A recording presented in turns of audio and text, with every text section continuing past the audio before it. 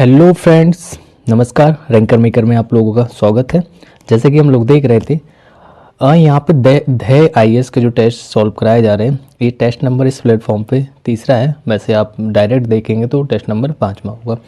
तो चलिए आज बात करते हैं ध्यय आईएएस के टेस्ट नंबर 5 की on this platforms test number 3। Okay, तो चैनल को लाइक कर लें, सब्सक्राइब कर लें, और जो भी आईएएस आपका यूपी पीसीएस आरओ एग्जाम दे रहा है तो अपने मित्रों को शेयर कर दीजिएगा। चलिए टेस्ट शुरू करते हैं और अपना देखते हैं। आपको मालूम होगा इसके 1/3 की माइनस मार्किंग रहती है और 2 घंटे का समय रहता है, जिसमें 140 क्वेश्चन समथिंग आपके रहते हैं। सॉल्व करते हैं। क्वेश्चन नंबर फर्स्ट में आपका लिखा कि पंचायती राज से संबंधित निम्न कथनों पर विचार करें। क्या है पंचायती राज्यों से संबंधित कथन? इसमें लिखा है कि बलवंत राय मेहता समिति द्वारा 3 सदस्यीय जो पंचायती राज पद्धति का सुझाव दिया गया था। दूसरा स्टेटमेंट है आपका, इनके द्वारा ग्राम पंचायत की स्थापना अप्रत्यक्ष रूप से चुने प्रतिनिधियों द्वारा, जबकि पंचायत समिति का गठन प्रत्यक्ष रूप से चुने सदस्यों द्वारा करने का सुझाव दिया गया था। तो यहाँ पे ऑप्शन क्या हो जाएगा? ऑप्शन आपका ए केवल सही होगा, क्योंकि दूसरा वाला स्टेटमेंट गलत है। उसमें लिखा है कि जो पहला तो सही है, पहले में क्या लिखा है कि बलवंत राय मेहता समिति की जो द्वारा 3 सदस्यीय पंचायती राज पद्धति का सुझाव दिया गया, बिल्कुल सही, जिसमें ग्राम स्तर पर था और आपका हम बोल सकते हैं कि ग्राम पंचायत स्तर पर था और ब्लॉक स्तर पर था। तो ध्यान देना, ग्राम स्तर पर, ग्राम पंचायत स्तर पर और ब्लॉक स्तर पर। ठीक है। और तो पंचायत समिति तथा जिला स्तर पर जिला परिषद होती थी, इस टाइप से बताएगा। दूसरा वाला इस वजह से गलत है क्योंकि यहाँ पे जो ग्राम पंचायत की स्थापना वो प्रत्यक्ष रूप से तथा पंचायत समिति का गठन अप्रत्यक्ष रूप से चुने गए जो चुने सदस्यों द्वारा करने को सुझाव दिया गया था इसमें। और जिला स्तर पर की बात करें तो जिला स्तर पर जिला परिषद की स्थापना भी अप्रत्यक्ष रूप से करने की सिफारिश इसमें की गई थी। चलिए क्वेश्चन नंबर सेकंड देखते हैं क्या। सेकंड में लिखा है कि नीचे दिए गए कथन और कारण दिया गया। लिखा है कि जो ए आपका अभिकथन है, दूसरा कारण है। क्या ये कथन और कारण मैच करते हैं? भारत का न्यायवादी ना तो सरकार का पूर्णकालिक वकील है, ना कि वह एक सरकारी कर्मी की श्रेणी में आता है। उसे एक संसद सदस्य की तरह सभी भत्ते एक विशेषाधिकार प्राप्त है। बिल्कुल सही है, क्योंकि दूसरा भी यहाँ पे आपका सही हो रहा है। और यहाँ पे हम ए तथा दोनों सही हैं, लेकिन आर ए की व्याख्या सही नहीं कर रहा है। क्यों? क्योंकि हम लोग देख रहे हैं ना कि वो कह रहा है भारत का महान्यायवादी है जो ना तो सरकार का पूर्णकालिक वकील है। बिल्कुल नहीं है, क्योंकि सरकार बदलेगी, वो दूसरे के अटॉर्नी जनरल चेंज भी हो जाते हैं। और एक सरकारी कर्मी की श्रेणी में भी नहीं आता। ठीक है, वकील है ना कि वह एक सरकारी कर्मी की श्रेणी में आता। तो पूर्णकालिक वकील है ना कि एक सरकारी कर्मी के वकील में आता। तो हम देख सकते हैं इस टाइप से यहाँ पे आपका उसे एक संसद सदस्य की तरह सभी भत्ते को विशेषाधिकार सब कुछ दिया जाता है। ठीक है, तो आपका ये हो जाएगा, option B is right. Next question देखते हैं, क्वेश्चन नंबर 3। मतलब इस टाइप से उन्हें रहता है कि जो सशर्त निजी विधिक प्रैक्टिस से रोका नहीं जा सकता, कुछ भी उन्हें करना है कर सकते हैं, क्योंकि सरकारी तो है नहीं। इसलिए वो वर्ड यूज किया गया कि सरकारी कर्मचारी की बात नहीं है। भारत के राष्ट्रपति दिए गए, उनके कार्यकाल की बात की गई। भारत के राष्ट्रपति और कार्यकाल उनका कब था, ये सब हमें मैच करना है। कौन सी डेट में क्या था? तो क्वेश्चन नंबर 3 ऑप्शन इसका जिसका भी याद आ रहा है वो उसको देख लेते हैं।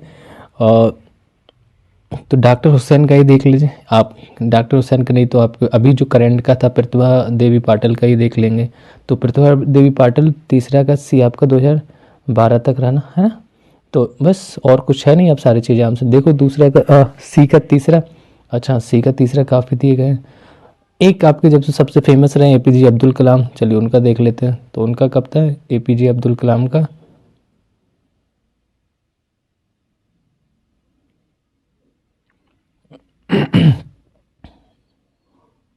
सामने ही दिया गया ना, एपीजे अब्दुल कलाम। हाँ, ये सही हो जाएगा। तो ठीक है, तो मैच कर जाएगा। कौन सा option? Option B is right हो जाएगा। यहाँ पे पहले का वो है आपका, पहला ही है डॉक्टर जाकिर हुसैन, 1967 से 1969 तक रहे हैं। फिर आपका बी का दूसरा ही हो जाएगा। मतलब सारे ही मैच हैं। तो 1 2 3 4 देख लेंगे। आपके ज्ञानी जैल सिंह आपको 1982 से 1989 तक। प्रतिभा पाटिल 2007 से 12 तक। एपीजे अब्दुल कलाम की बात करेंगे 2002 से लेकर 2007 तक ये आपके राष्ट्रपति के रूप में कार्यभार इन्होंने संभाला था। ठीक, क्वेश्चन नंबर 4 देखते हैं। 4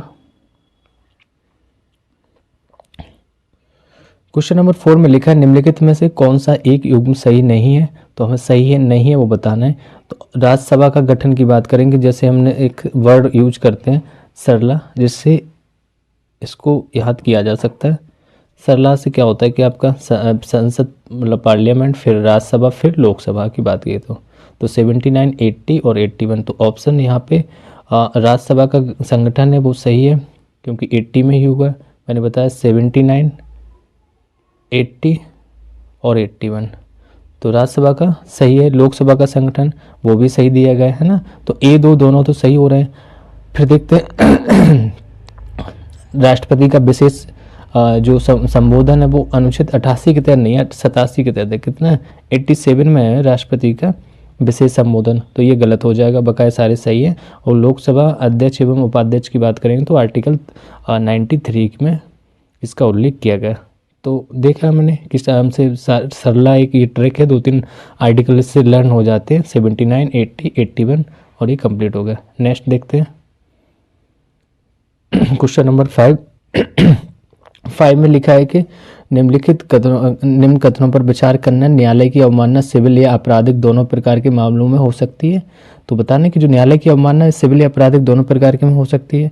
ठीक है, नेक्स्ट देखते हैं कि उच्चतम न्यायालय में न्यायिक समीक्षा की शक्ति निहित है। हाँ, न्यायिक समीक्षा की शक्ति भी निहित, और उनकी जो अवमानना है सिविल और आपकी और आपराधिक दोनों में हो सकती है। तो article C is sorry option C is right, दोनों सही हो जाएंगे यहाँ पे।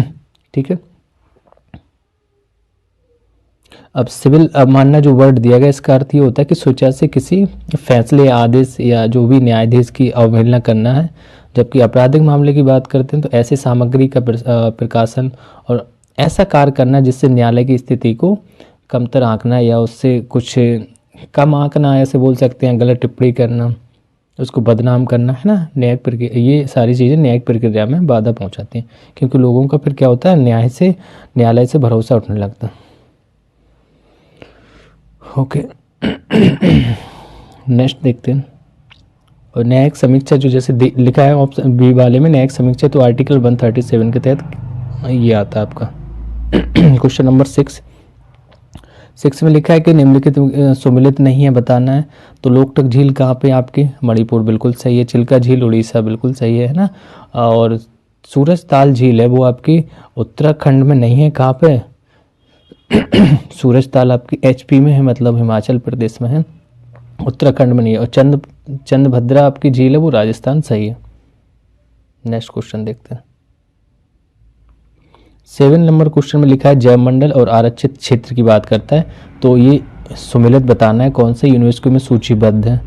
तो देखना है क्वेश्चन नंबर 7 कौन कौन से सूचीबद्ध है, तो सुमेलित ही बताना है, बकाया सारे गलत हो जाएंगे इसका मतलब, है ना। तो सुंदरबन 2001 में हुआ था, तो सुंदरबन नहीं होगा यहाँ पे। ठीक है, पंचमढ़ी की बात करेंगे तो ये 2009 में हो जाएगा। और ग्रेट निकोबार की बात करेंगे 2013 है, 12 नहीं है। आपका जो नौक रेक है वो 2009 में ही हुआ था। तो इस टाइप से ये सारी चीज़ें आपकी गलत हो गई हैं, और ऑप्शन डी इज़ राइट होगा केवल। ठीक है, क्योंकि जो नौक रेक है वो आपका 2009 में हुआ था। क्वेश्चन नंबर 8 में लिखा है कि निम्नलिखित में से कौन सी अरुणाचल प्रदेश की प्रमुख जनजाति नहीं है। तो मतलब 3 कोई जनजाति अरुणाचल प्रदेश की हैं और चौथी एक नहीं है, तो वो बताना। तो कुकी नहीं है ना। अबोर है, मिकेर है, डफला है, ये सब है, लेकिन कुकी नहीं। कुकी क्योंकि मणिपुर की है। कहाँ की है ये, मणिपुर की आपकी जनजाति है। इस वजह से यहाँ पे गलत हो जाएगा। क्या लिखा था, हाँ, और सारे आपके अरुणाचल प्रदेश से रिलेटेड। ओके, ठीक है, नेक्स्ट क्वेश्चन देखते हैं। Question number 9। क्वेश्चन नंबर 9 में लिखा है सुमेलित नहीं है, वही हमें फिर से सुमेलित नहीं बताना। ये ध्यान दिया जाता है हमेशा के क्वेश्चन में, सुमेलित नहीं पूछा या क्या पूछा। केंद्र सरकार द्वारा स्थापित बोर्ड और स्थापना वर्ष बताने, कब कौन सी वर्ष बोर्ड की स्थापना हुई थी। चलिए, सुमेलित नहीं देखना है। तो कुटीर उद्योग आपका जो बोर्ड है वो 1948 में ही बना था, सही है बिल्कुल से। और केंद्रीय सिल्क बोर्ड 1949, ये भी सही है। एक के बाद ये कुटीर उद्योग को बढ़ावा देने के बाद सिल्क बोर्ड की स्थापना भी की गई 48 से 49 में। अखिल भारतीय जो हथकरघा बोर्ड, तो ये अखिल भारतीय हथकरघा बोर्ड है, ये आपका 1950 में बना था। कब बना था? 1950 में बना था। मैं बताऊँ, लाइन से एक के बाद एक बनता जा रहा था, इसलिए वजह से यहाँ ये गलत हो जाएगा। फिर आपका अखिल भारतीय जो खादी ग्राम उद्योग बोर्ड है वो 1954 में बना था। तो ये कुटीर, केंद्रीय सिल्क, फिर आपका हथकरघा बोर्ड, ये लगातार 48, 49, 50 में बने थे आपके। क्वेश्चन नंबर 10 देखना है। 10 में लिखा है कि जो कथन दिए गए इसमें से कौन से सत्य है? नर्मदा नदी का उद्गम मैकाल पर्वत के अमरकंटक चोटी से होता है। तो ये सत्य है, क्योंकि नर्मदा नदी का अमरकंटक की चोटी से होता है। आप ज्योग्राफी में पढ़े होंगे। बंगाल की खाड़ी में गिरने वाली जो यह प्रायद्वीपीय भारत की सबसे बड़ी नदी है। ये असत्य है, क्योंकि ये कहाँ गिरती है? मैंने बताया था, एक नमस्ते करके आपको एक ट्रिक बताई थी ना, ऐसे लिखा था नमस्ते, तो उसमें मैंने बताया था कि नमस्ते ना से नर्मदा आ रहा है, तो ये कहाँ गिरेगी? बंगाल की खाड़ी में नहीं, अरब सागर में जाके गिरती है। तो इस वजह से ये गलत हो गया, क्योंकि ये अरब सागर में गिरती है और वहीं पे ये प्रायद्वीपीय भारत की सबसे बड़ी नदी हम इसे कह सकते हैं। इसका जो अब्बाय क्षेत्र लगभग 87% आपका भाग है जो मध्य प्रदेश में, और आपका जो 11.5% है गुजरात, और 1.5 महाराष्ट्र में। तो 3 राज्यों से होकर ये गुजरती है। ठीक है, देखो नमस्ते वाली ट्रिक काम आ गई। तो ट्रिक कहीं कहीं छोटी छोटी बना ली जाती हैं, जिससे कन्फ्यूजन नहीं होती है, क्योंकि बहुत सारी नदियां हैं, सबके नाम इधर उधर रहते हैं। सत्य कथन बताना है। कौन कौन से सत्य हैं?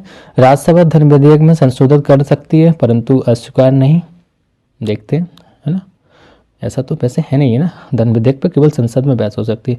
अनुदान मांगों पर दोनों सदनों में मतदान होता है? नहीं, अनुदान मांग भी केवल उसमें लोकसभा में होता है। तो राज्यसभा यहाँ पे कुछ नहीं है, तो ये दोनों गलत हो जाएंगे, है ना, क्योंकि जो राज्यसभा 14 दिनों के भीतर धन विधेयक को अपनी सिफारिशों सहित लोकसभा को लौटा देती है। ऐसा नहीं है कि उस पर आप संशोधन के लिए बात करें, परंतु जो लोकसभा राज्यसभा की किसी भी सिफारिश को मानने या न मानने हेतु ये स्वतंत्र रहते हैं। उसको मानना है लोकसभा को तो मानेगा, नहीं तो कोई बात नहीं। और राज्यसभा अगर ये 14 दिनों के भीतर धन विधेयक को लोकसभा को वापस भी नहीं करती तो क्या मान लिया जाता है कि ये पारित हो गया, राज्यसभा ने पारित कर दिया, ऐसे ही मान लिया जाता है। मतलब इसके पास एक टाइप से कोई भी शक्ति नहीं है। और आर्टिकल 113 के पॉइंट 2 के अनुसार अगर जो अनुदान मांगे लोकसभा में रखी जाएंगी तो तथा उस पर मतदान करने का अधिकार है, राज्यसभा को नहीं। तो यहाँ राज्यसभा की कोई भी भूमिका नहीं है। क्वेश्चन नंबर 12 देखते हैं। 12 में देखने के लिए भारतीय संविधान के निम्नलिखित अनुच्छेदों में से किस एक के द्वारा राज्य कार्य के अधिकार को सुनिश्चित करने के लिए प्रभावी प्रावधान करता है? तो क्या लिखा है कि भारतीय जो संविधान है ये अनुच्छेद में एक राज्य के कार्य के लिए सुनिश्चित करने के लिए प्रभावी प्रावधान करता है। तो राज्य के कार्यों के लिए जो कार्य करेंगे वो आर्टिकल 41 के तहत करेंगे, क्योंकि इसी में ये आपके जो राज्य में जितनी आर्थिक समृद्ध और विकास की जो सीमाएं हैं के भीतर काम, शिक्षा जैसे काम करना, शिक्षा के लिए सहायता करना, ये सारे अधिकार इसी में उपबद्ध हैं। तो आर्टिकल 41 हो जाएगा। क्वेश्चन नंबर 13 देखते हैं। 13 में लिखा है भारतीय संविधान में राज्यपाल द्वारा राष्ट्रपति के विचारार्थ विधेयक सुरक्षित रखना किस देश के संविधान से लिया गया? तो ये हम लोग अभी पिछले टेस्ट में भी देखे थे, क्योंकि ये कनाडा से लिया गया था। फर्स्ट वाले टेस्ट में देखा था, क्योंकि राज्यपाल क्या कोई भी विधेयक को रोक के रख सकता है राष्ट्रपति के विचारार्थ के लिए। तो ये कहाँ से लिया गया? कनाडा से लिया गया। और भी चीज़ें कनाडा से ली गई हैं, जैसे संसदीय प्रणाली है, सशक्त केंद्र है। पहले पेपर में मैंने ये सारी चीज़ें बताई हैं। सशक्त केंद्र, अपशिष्ट शक्तियाँ केंद्र के पास होना चाहिए, और ये राज्यपाल जो अपना विधेयक रोक लेता। फ्रांस से क्या लिया गया था? फ्रांस ऑप्शन में सी में, तो इससे एक गणतंत्रात्मक शासन प्रणाली ली गई थी। ऑस्ट्रेलिया से बात करेंगे तो प्रस्तावना की भाषा ली गई थी, संवर्धित सूची ली गई थी, केंद्र राज्य संबंध और शक्तियों का विभाजन भी लिया था। आयरलैंड दिया गया है ऑप्शन डी में, तो इससे देखते हैं क्या है। इससे डीपीएस भी लिए गए, मतलब राज्य के नीति निर्देशक तत्व लिए गए थे, और राज्यसभा में विभिन्न क्षेत्रों में जो मनोनीत सदस्य होते हैं उनका विवरण वहीं से किया गया। राष्ट्रपति का जो निर्वाचन मंडल वो भी आपका आयरलैंड से संबंधित है। तो ये क्वेश्चन नंबर 13 तक हो गया। हम 14 को देखते हैं। देखो चीज़ें रिपीट होती रहती है, उससे रिवीजन होता है, तो इस वजह से कहते हैं कि मॉक टेस्ट लगाइए, कहीं ना कहीं वो चीज़ें उसी से अराउंडिंग पूछेंगे और क्या पूछेंगे, कॉन्सेप्ट भी क्लियर रहेगा। छोटी छोटी चीज़ें हैं, उससे पर ट्रैक भी बन जाती है। संविधान के अनुच्छेद 103 के अनुसार निर्वाचन में भ्रष्ट आचरण के कारण कोई सदन का सदस्य होने के लिए अनर्ह हो गया है या नहीं, इस प्रश्न का निश्चय राष्ट्रपति द्वारा किया जाता है। तो बताना है क्या ये राष्ट्रपति द्वारा करता है कि निर्वाचन आयोग की सलाह पर करता है, लोकसभा अध्यक्ष की सलाह पर करता है, उच्चतम न्यायालय की सलाह पर करता है, या राज्यसभा अध्यक्ष की सलाह पर? देखिए जब वो निर्वाचन की बात कर रहा है तो ये निर्वाचन आयोग से ही की सलाह पे करेगा, है ना।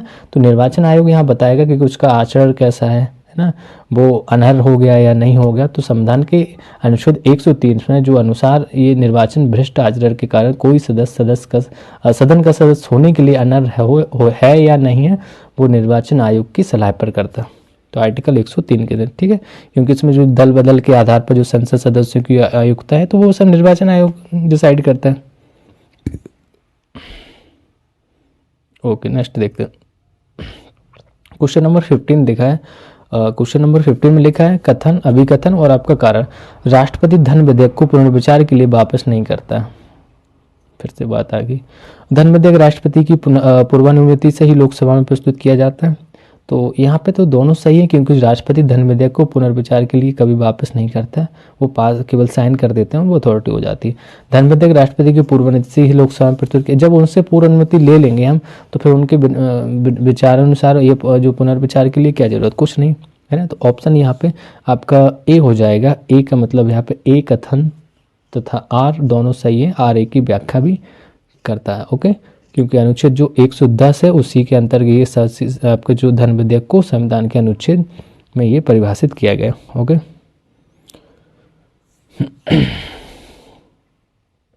नेक्स्ट क्वेश्चन देखते हैं। क्वेश्चन नंबर 16 में लिखा है कि प्राक्कलन समिति के संबंध में सत्य नहीं है। ये ध्यान देना, हमें बताना है क्या सत्य नहीं है पर ध्यान देना है। तो क्या सत्य नहीं है कि इसमें लोकसभा के कुल 30 सदस्य होते हैं, लोकसभा में बजट पेश होने से पहले इसका गठन किया गया जाता है। तो ऐसा नहीं है, देखो नहीं है ये पूछा और यही गलत हो गया। देखिए इसमें प्राक्कलन समिति से देखो रिलेटेड सारे कॉन्सेप्ट यहाँ क्लियर हो जाएंगे, क्योंकि एक गलत बताना था, बकाया सही है। तो उसमें लोकसभा के कुल 30 सदस्य होते हैं, बिल्कुल सही है ना। सबसे बड़ी समिति इसी को माना जाता है, वो ताकतवर माना जाता है, क्योंकि पूरा पावर लोकसभा को है। मंत्रिपरिषद का कोई भी सदस्य इसमें शामिल नहीं किया जाता है, इसे स्थायी मितव्ययिता समिति भी कहते हैं। तो इस टाइप से आपका ये सही हो जाएगा, क्योंकि ये आपका बी वाला गलत है कि बजट पेश होने से पहले इसका गठन किया जाता है, ऐसा नहीं है। ओके, नेक्स्ट देखते हैं क्वेश्चन। क्वेश्चन नंबर 17 लिखा है राज्य विधानमंडल निम्नलिखित में से कौन सी सूचियों पर कानून बना सकती है। तो राज्य विधानमंडल कौन से कानूनों पर सूची वो कानून बनाती है।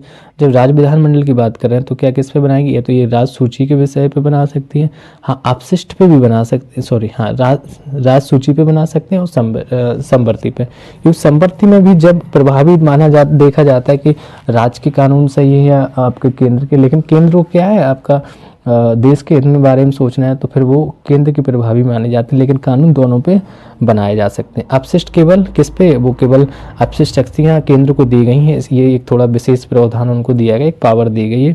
और बकाया आपका ए बी संवर्ती सूची और आपका राज सूची हो जाएगा, जिस पे राज्य कानून बना सकते हैं। ठीक है, क्वेश्चन नंबर 19 पे हम लोग पहुंच गए हैं। 19 देखते हैं, लिखा 18 देखना है पहले, है ना। प्रो टेम स्पीकर के संबंध में निम्नलिखित कथनों में से कौन से सत्य है।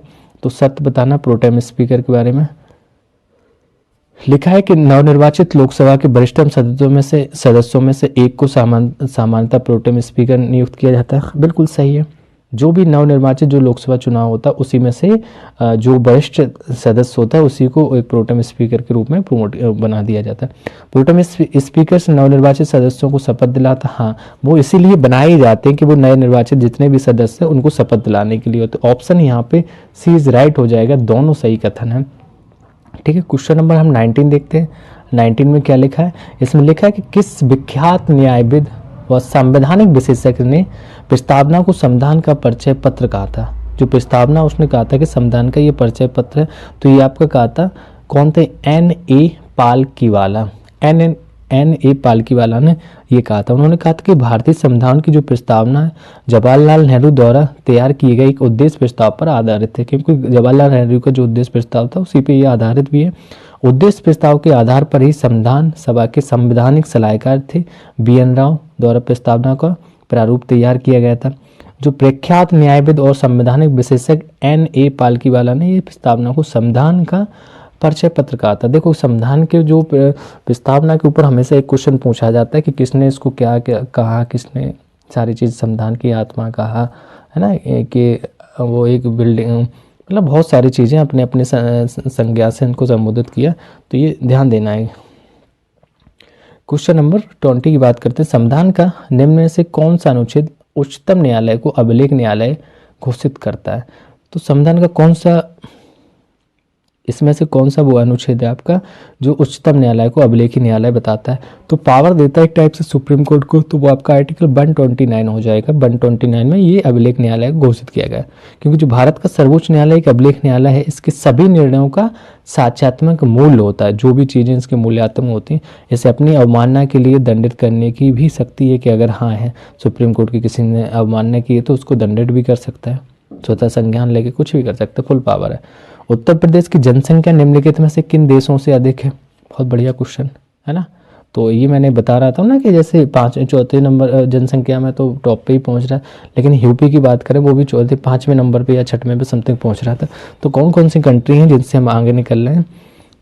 तो बी हो जाएगा यहाँ पे, मतलब हम 1 2 3 से आगे, जापान से भी आएंगे, पाकिस्तान से भी आएंगे, क्योंकि ब्राज़ील से भी आएंगे, क्योंकि मैंने एक ट्रिक बताई थी उत्तर प्रदेश की जनसंख्या कितनी थी 1998, 1 2 3 4 1, ठीक है। और जो लगभग कम से 16.5% ये पूरे देश की जनसंख्या का पाया जाता है। यदि राष्ट्र के रूप में देखा जाए तो यह विश्व का 5वां सबसे अधिक जनसंख्या वाला राष्ट्र होगा, तो सबसे अधिक यही होगा। तो हम देखते हैं इसके पहले कौन है, तो पहले चीन को देखा जाता है, क्योंकि भारत की जनगणना अभी लागू नहीं हुई, नहीं तो पता चले इंडिया उससे भी आगे निकल जाए। फिर आई आ जाएगा चीन, फिर चीन के बाद इंडिया, फिर आपका अमेरिका आ गया है CIA, फिर आपका इंडोनेशिया। तो इंडोनेशिया के लिए हम आई बनाएं, या चलिए आई बना देते, फिर आपका यू आ जाएगा, तो हम इसको यहाँ कवर कर लेंगे, ठीक है। तो 6वें नंबर पर पहुँच गए ना, चीन, फिर इंडिया, फिर आपका क्या हो गया, पाकिस्तान था क्या, हाँ चीन, इंडिया, अमेरिका, फिर आपका इंडोनेशिया, ठीक है।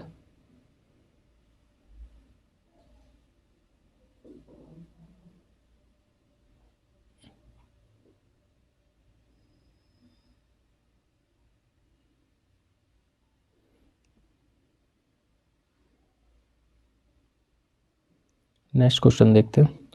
क्वेश्चन नंबर, उत्तर प्रदेश में सिंचाई के मुख्य साधनों का अवरोही क्रम बताना है।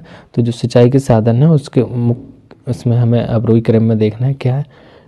तो सबसे ज़्यादा किससे सिंचाई होती है? नलकूप से बताया था, फिर नहर से, फिर तालाब से, फिर कुएं से, फिर अन्य साधन। तो अन्य साधन देख लेना और नलकूप देख लेना, आपका क्लियर हो जाएगा, क्योंकि जो 79% है वो नलकूप से होता है आपका, और 19% आपका लगभग नहरों से होता है, ठीक है। तो देख इस टाइप से ये सारी चीज़ें प्रोसेस से चलता रहता है, तो हमें ये हाईएस्ट वाला लर्न कर लो, क्लियर हो जाता है। फिर 21 क्वेश्चन नंबर देखते हैं। 21 तो था, ये 23 देखना है। क्वेश्चन नंबर 23, निम्नलिखित में से आधुनिक उत्तर प्रदेश में महाजनपद हैं तो कौन कौन से थे वो बताना है। तो उपरोक्त सभी दिख रहे हैं ना, डी अगर देखेंगे सीधा, क्योंकि कौशल है, सूरसेन, पांचाल, बर्थ, ये सब उत्तर प्रदेश के।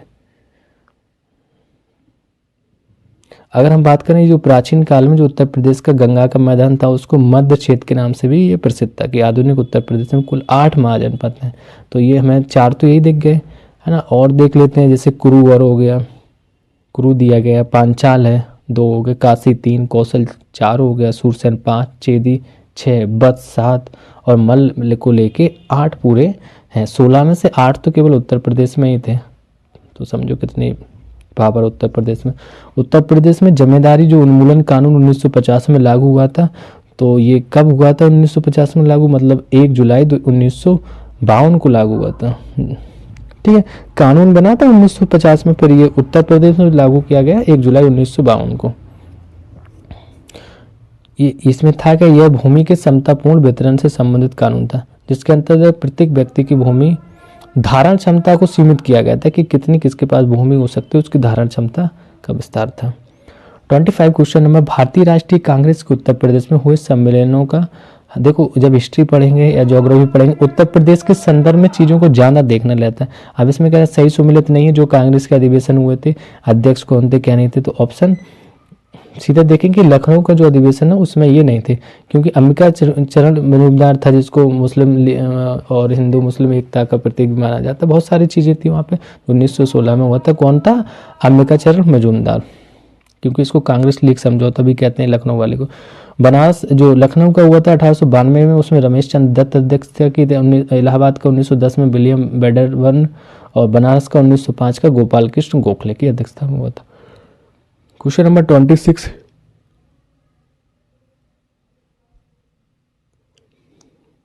तो अगर टोटल हम बात करें तो पिछले वाले क्वेश्चन में जो लखनऊ में 3 हुए थे और 3 बनारस में, और कानपुर और मेरठ में एक एक अधिवेशन हुआ था।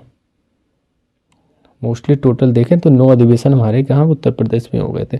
क्वेश्चन नंबर 26 लिखा है निम्नलिखित कथनों पर विचार करना है। लिखा है कि मध्य प्रदेश से 3 तरफ से घिरा उत्तर प्रदेश का एकमात्र जिला ललितपुर है। हाँ, ये तो सही बात है, बिल्कुल सही। यूपी स्पेशल में आपने देखा होगा। उत्तर प्रदेश की सीमा से लगा सबसे छोटी सीमा वाला राज्य हिमाचल प्रदेश। ये दोनों राइट नहीं है। ऊपर अगर आप देखेंगे जब, तो दिल्ली के पास में वहाँ से, तो उत्तर प्रदेश से गाजियाबाद थोड़ा सा लगा हुआ सहारनपुर जिला है, वो केवल हिमाचल प्रदेश को टच करता है बस। और सबसे लंबी जो सीमा रेखा उत्तर प्रदेश की, वो मध्य प्रदेश को टच करती है। 27 क्वेश्चन नंबर देखते हैं। निर्वाचन क्षेत्र के बारे में बात करना है यहाँ पे कि स्वतंत्र भारत के निम्न प्रधानमंत्रियों में से किसका निर्वाचन क्षेत्र उत्तर प्रदेश से था। तो उत्तर प्रदेश से भैया किसका था? मोदी जी का तो नहीं है, है ना? है क्या? हाँ है, बनारस। तो इस वजह से ध्यान देना भी है, गलत नहीं कर देना है। बड़ा नहीं सोचो कि वहाँ जाएं हम, गुजरात बड़ोदरा लगाए, नहीं। तो ऑप्शन डी सही हो जाएगा जब मोदी जी भी दिए गए हैं, और बकाया कहीं ऐसा है नहीं कि जिसमें संकल नहीं है। जैसे केवल एक चंद्रशेखर, ऐसा तो है नहीं, है ना? चंद्रशेखर भी थे, नरेंद्र मोदी थे, क्योंकि जो नरेंद्र मोदी का जो वाराणसी का क्षेत्र है, चंद्रशेखर का बलिया का क्षेत्र था, बीपी सिंह का फतेहपुर था, और चौधरी चरण सिंह बागपत से निर्वाचित हुए थे। तो अभी तक की अगर हम बात करें तो उत्तर प्रदेश से लगभग 9 प्रधानमंत्री रहे हैं स्वतंत्रता के बाद से। जितने भी जो आपके प्रधानमंत्री का चुनाव हुआ, तो 9 प्रधानमंत्री उत्तर प्रदेश से थे। तो उत्तर प्रदेश का बहुत बड़ा महारोल है इसमें, कोई भी राजनीति हो। सबसे बड़ा राज्य भी है जनसंख्या के हिसाब से। उत्तर प्रदेश में ई डिस्ट्रिक्ट परियोजना का शुभारंभ हुआ था। तो ई डिस्ट्रिक्ट जो परियोजना है वो आपकी वर्ष 2009 में प्रारंभ की गई थी। इसमें क्या था, मिड डे मील जो परियोजना 1995 में था, एक जिला एक उत्पाद योजना 2018 में शुरू हो गई। ठीक है, मिड डे मील की बात करेंगे तो आपकी 1995 में थी, और कुछ दे दी गई, उन्होंने योजनाओं को नाम दिया। और वन डिस्ट्रिक्ट ODP की बात करेंगे, एक जिला एक उत्पाद, तो 2018 से शुरू किया गया था इसको। नेतृत्वकर्ता दिए गए और स्थान दिया गया, सुमिलित नहीं है बताना में। क्या बताना है कि सुमिलित क्या नहीं है। और तो 4 ऑप्शन है आपके। 29 का क्वेश्चन नंबर हम सी देखेंगे। सी में जो मौलवी लियाकत अली है वो फैजाबाद से नहीं थे।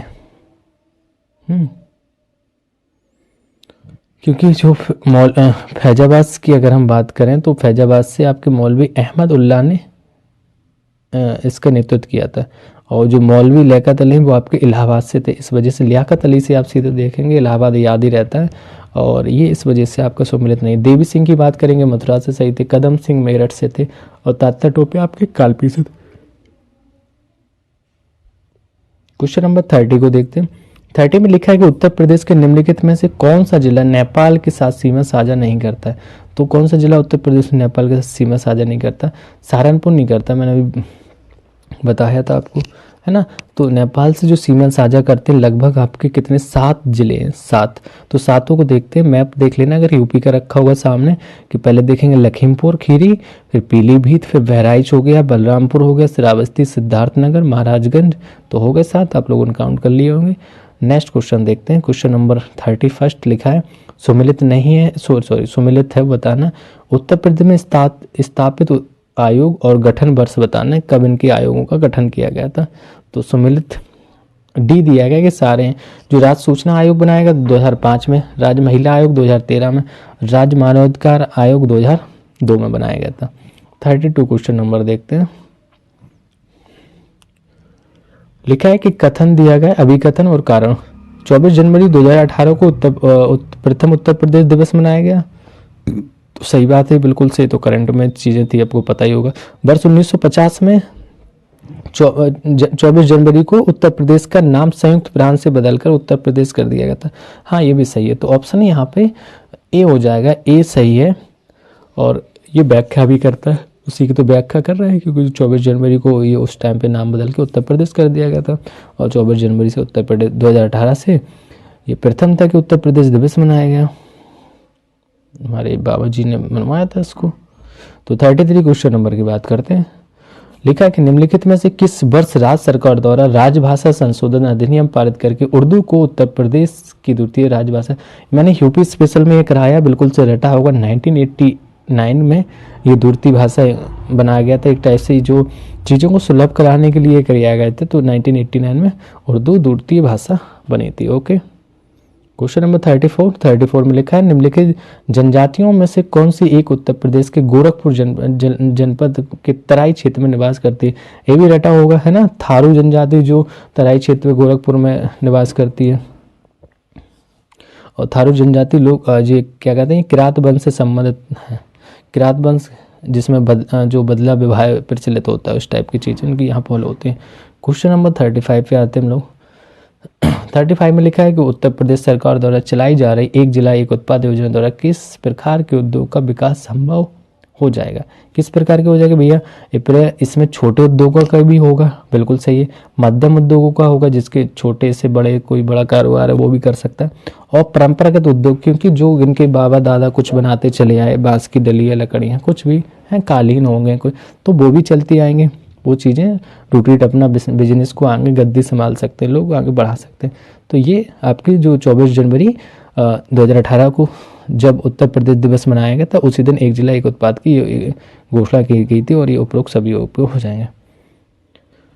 36 क्वेश्चन नंबर में लिखा है कि निम्नलिखित भूकंपीय तरंगों में से कौन सी एक सिर्फ ठोस माध्यम में ही चल सकती है। तो ठोस माध्यम में केवल कौन चल सकती है, आपकी एस तरंग है वो केवल सॉलिड, ऐसे एस से सॉलिड कर लेना, बस याद हो जाएगा ना, सॉलिड। ओके, ठोस में चल सकती है तो सॉलिड ही चल सकती है, तो एस तरंग हो जाएगी। जो एक अनुप्रस्थ तरंग भी इसे कहते हैं, ये प्रकाश तरंगों की भांति चलती है, ये केवल ठोस में माध्यम में ही चल सकती है। इस टाइप से चीज़ें लिखी है। तो नेक्स्ट देखते हैं क्वेश्चन नंबर 37 लिखा 90 डिग्री पूर्वी कटक स्थित है। तो जो 90 डिग्री पूर्वी कटक स्थित है वो कहाँ पे है आपका, 37 का ए हो जाएगा हिंद महासागर में। कहाँ पे, हिंद महासागर में। जो अंडमान निकोबार के दक्षिण में ये 90 डिग्री पूर्वी देशांतर के साथ है। इसकी जो लंबाई लगभग है 5000 किलोमीटर, अगर हम मील में बात करेंगे तो 3100 मील इसकी लंबाई है। 38 की क्वेश्चन नंबर की बात करते हैं। नदियां दी गई, उद्गम स्रोत दिए गए, तो इसमें से पूछा कि सुमिलित नहीं है, हमें बताना, ये ध्यान देना, सुमिलित नहीं है बकाया, मतलब 3 ऑप्शन हमारे सही होंगे, एक गलत होगा। तो 38 का हो जाएगा आपका बी वाला गलत है, बकाया सारे सही है। तो डैन्यूब जो नदी है आपका वो ब्लैक फॉरेस्ट में ही है। अगर ब्लू नील की बात करेंगे तो इसके जो स्रोत अगर माना जाता है, ये ताना झील से माना जाता है, इथोपिया से। तो ठीक है, विक्टोरिया झील से नहीं, किससे, ताना झील है, और वो कहाँ पे, इथोपिया में, उससे इसको माना जाता है। और आपके जो वाइट नील नदी वो आपकी विक्टोरिया झील से आ जाती है। तो ठीक है, विक्टोरिया झील में आएगी, लेकिन वाइट नील नदी आएगी। ब्लू कहाँ से, आपकी ताना झील में, इथोपिया। और बकाया सारे सही है। मिसिसिपी वो इटास्का झील से है। यांगटीसी आपका तिब्बत के पठार से रिलेटेड है, तो इनकी उद्गम स्थल ये स्रोत है। 39 क्वेश्चन नंबर पे आ गए हम लोग, देखते हैं। अभिकथन दिए गए और कारण दिया गया, तो हमें बताना है कौन से सही है नहीं है 39 का। चलिए, लिखा है कि जो हरमट्टन पवन को डॉक्टर विंड भी कहते हैं, बिल्कुल सही है।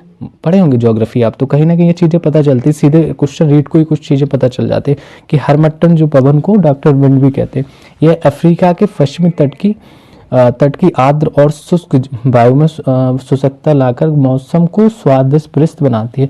तो इस टाइप के जब क्वेश्चन रहे, हमने अभी कथन रीड किया और कारण भी एआई करके जोड़ दे या ये वो करते, तो समझ लेना कि ये ए का आर क्या कर रहा है, व्याख्या कर रहा होगा, वो भी सही कर रहा है गलत, तो आप देख सकते हैं सही कर रहा है ना। मोस्टली इस टाइप के क्वेश्चन सही होते हैं जब वो यह है या वह करके बता देता है, समझ में आ जाता है कि उसकी डेफिनेशन बता रहा है। तो हरमट्टन आपका, ये इसको डॉक्टर विंड भी कहते हैं, यह अफ्रीका के पश्चिमी तट की आर्द्र और शुष्क वायु में शुष्कता लाकर मौसम में स्वास्थ्यप्रद बनाती है। ठीक है, ये मतलब बोल सकते हैं यह सारा रेगिस्तान के उत्तर पूर्व में चलने वाली गर्म एवं शुष्क पवन है, जो हरमट्टन डॉक्टर विंड कहते हैं इसको। क्वेश्चन नंबर 40 की बात करते हैं। 40 में क्या लिखा है, निम्नलिखित कथनों पर विचार करने कि पृथ्वी से परावर्तित ऊष्मा को भौमिक विकिरण कहा जाता है। जो पृथ्वी से, देखो कुछ वर्ड आएंगे, टेस्ट लगाने का ये एक फ़ायदा रहता है कि वर्डों की डेफिनेशन जो क्लियर हो जाती है कि परावर्तित ऊष्मा क्या, तो क्वेश्चन से पता चल जाते हैं। तो जो कह रहा है पृथ्वी से परावर्तित ऊष्मा को भौतिक विकिरण भी कहा जाता है। भौतिक विकिरण दीर्घ तरंगों वाला होता है। तो ऑप्शन यहाँ पे सी है, सी मतलब दोनों। हाँ देखो देखो, उसी से रिलेट इसको भी कर दिया। भौतिक विकिरण दीर्घ, वर्ड वही आ गया ना विकिरण वाला, तो दीर्घ तरंगों वाला बिल्कुल सही। पृथ्वी से परावर्तित ऊष्मा को भौतिक विकिरण भी कहते हैं। तो ये यहाँ पे दोनों सही हो जाएंगे, ठीक है। क्योंकि जो सूर्य से प्राप्त सौर विकिरणों की अपेक्षा पृथ्वी से प्राप्त भौमिक विकिरण में वायुमंडल अधिक गर्म होता है। समझ रहे हैं ना, जो जाती हैं रेज हैं उनसे जब सूर्य चला जाता है फिर उसका जो हीटिंग होती है। क्वेश्चन नंबर 41, जनजाति दी गई है, उनके निवास स्थान दिए गए, क्या सही है क्या नहीं है, हमें बताना है इनमें से कौन से सही है। तो आपका बुशमैन, कालाहारी इज राइट है ना, पिग्मी, कांगो बेसिन्स ये भी राइट है, बद्दू आपके सहारा मरुस्थल, ओके ओके। तो यहाँ पे आपका डी ऑप्शन हो जाएगा, मतलब 1 2 3 तीनों सही है। बुशमैन कालाहारी मरुस्थल में, पिग्मी कांगो बेसिन में, बद्दू आपकी सहारा मरुस्थल में। 42 क्वेश्चन नंबर देखते हैं।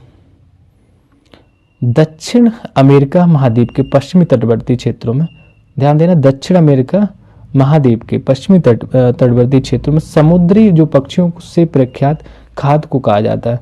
वहाँ पे जो समुद्री मच्छियों से प्रख्यात खाद्य है उसे क्या कहा जाता है ये बताना में।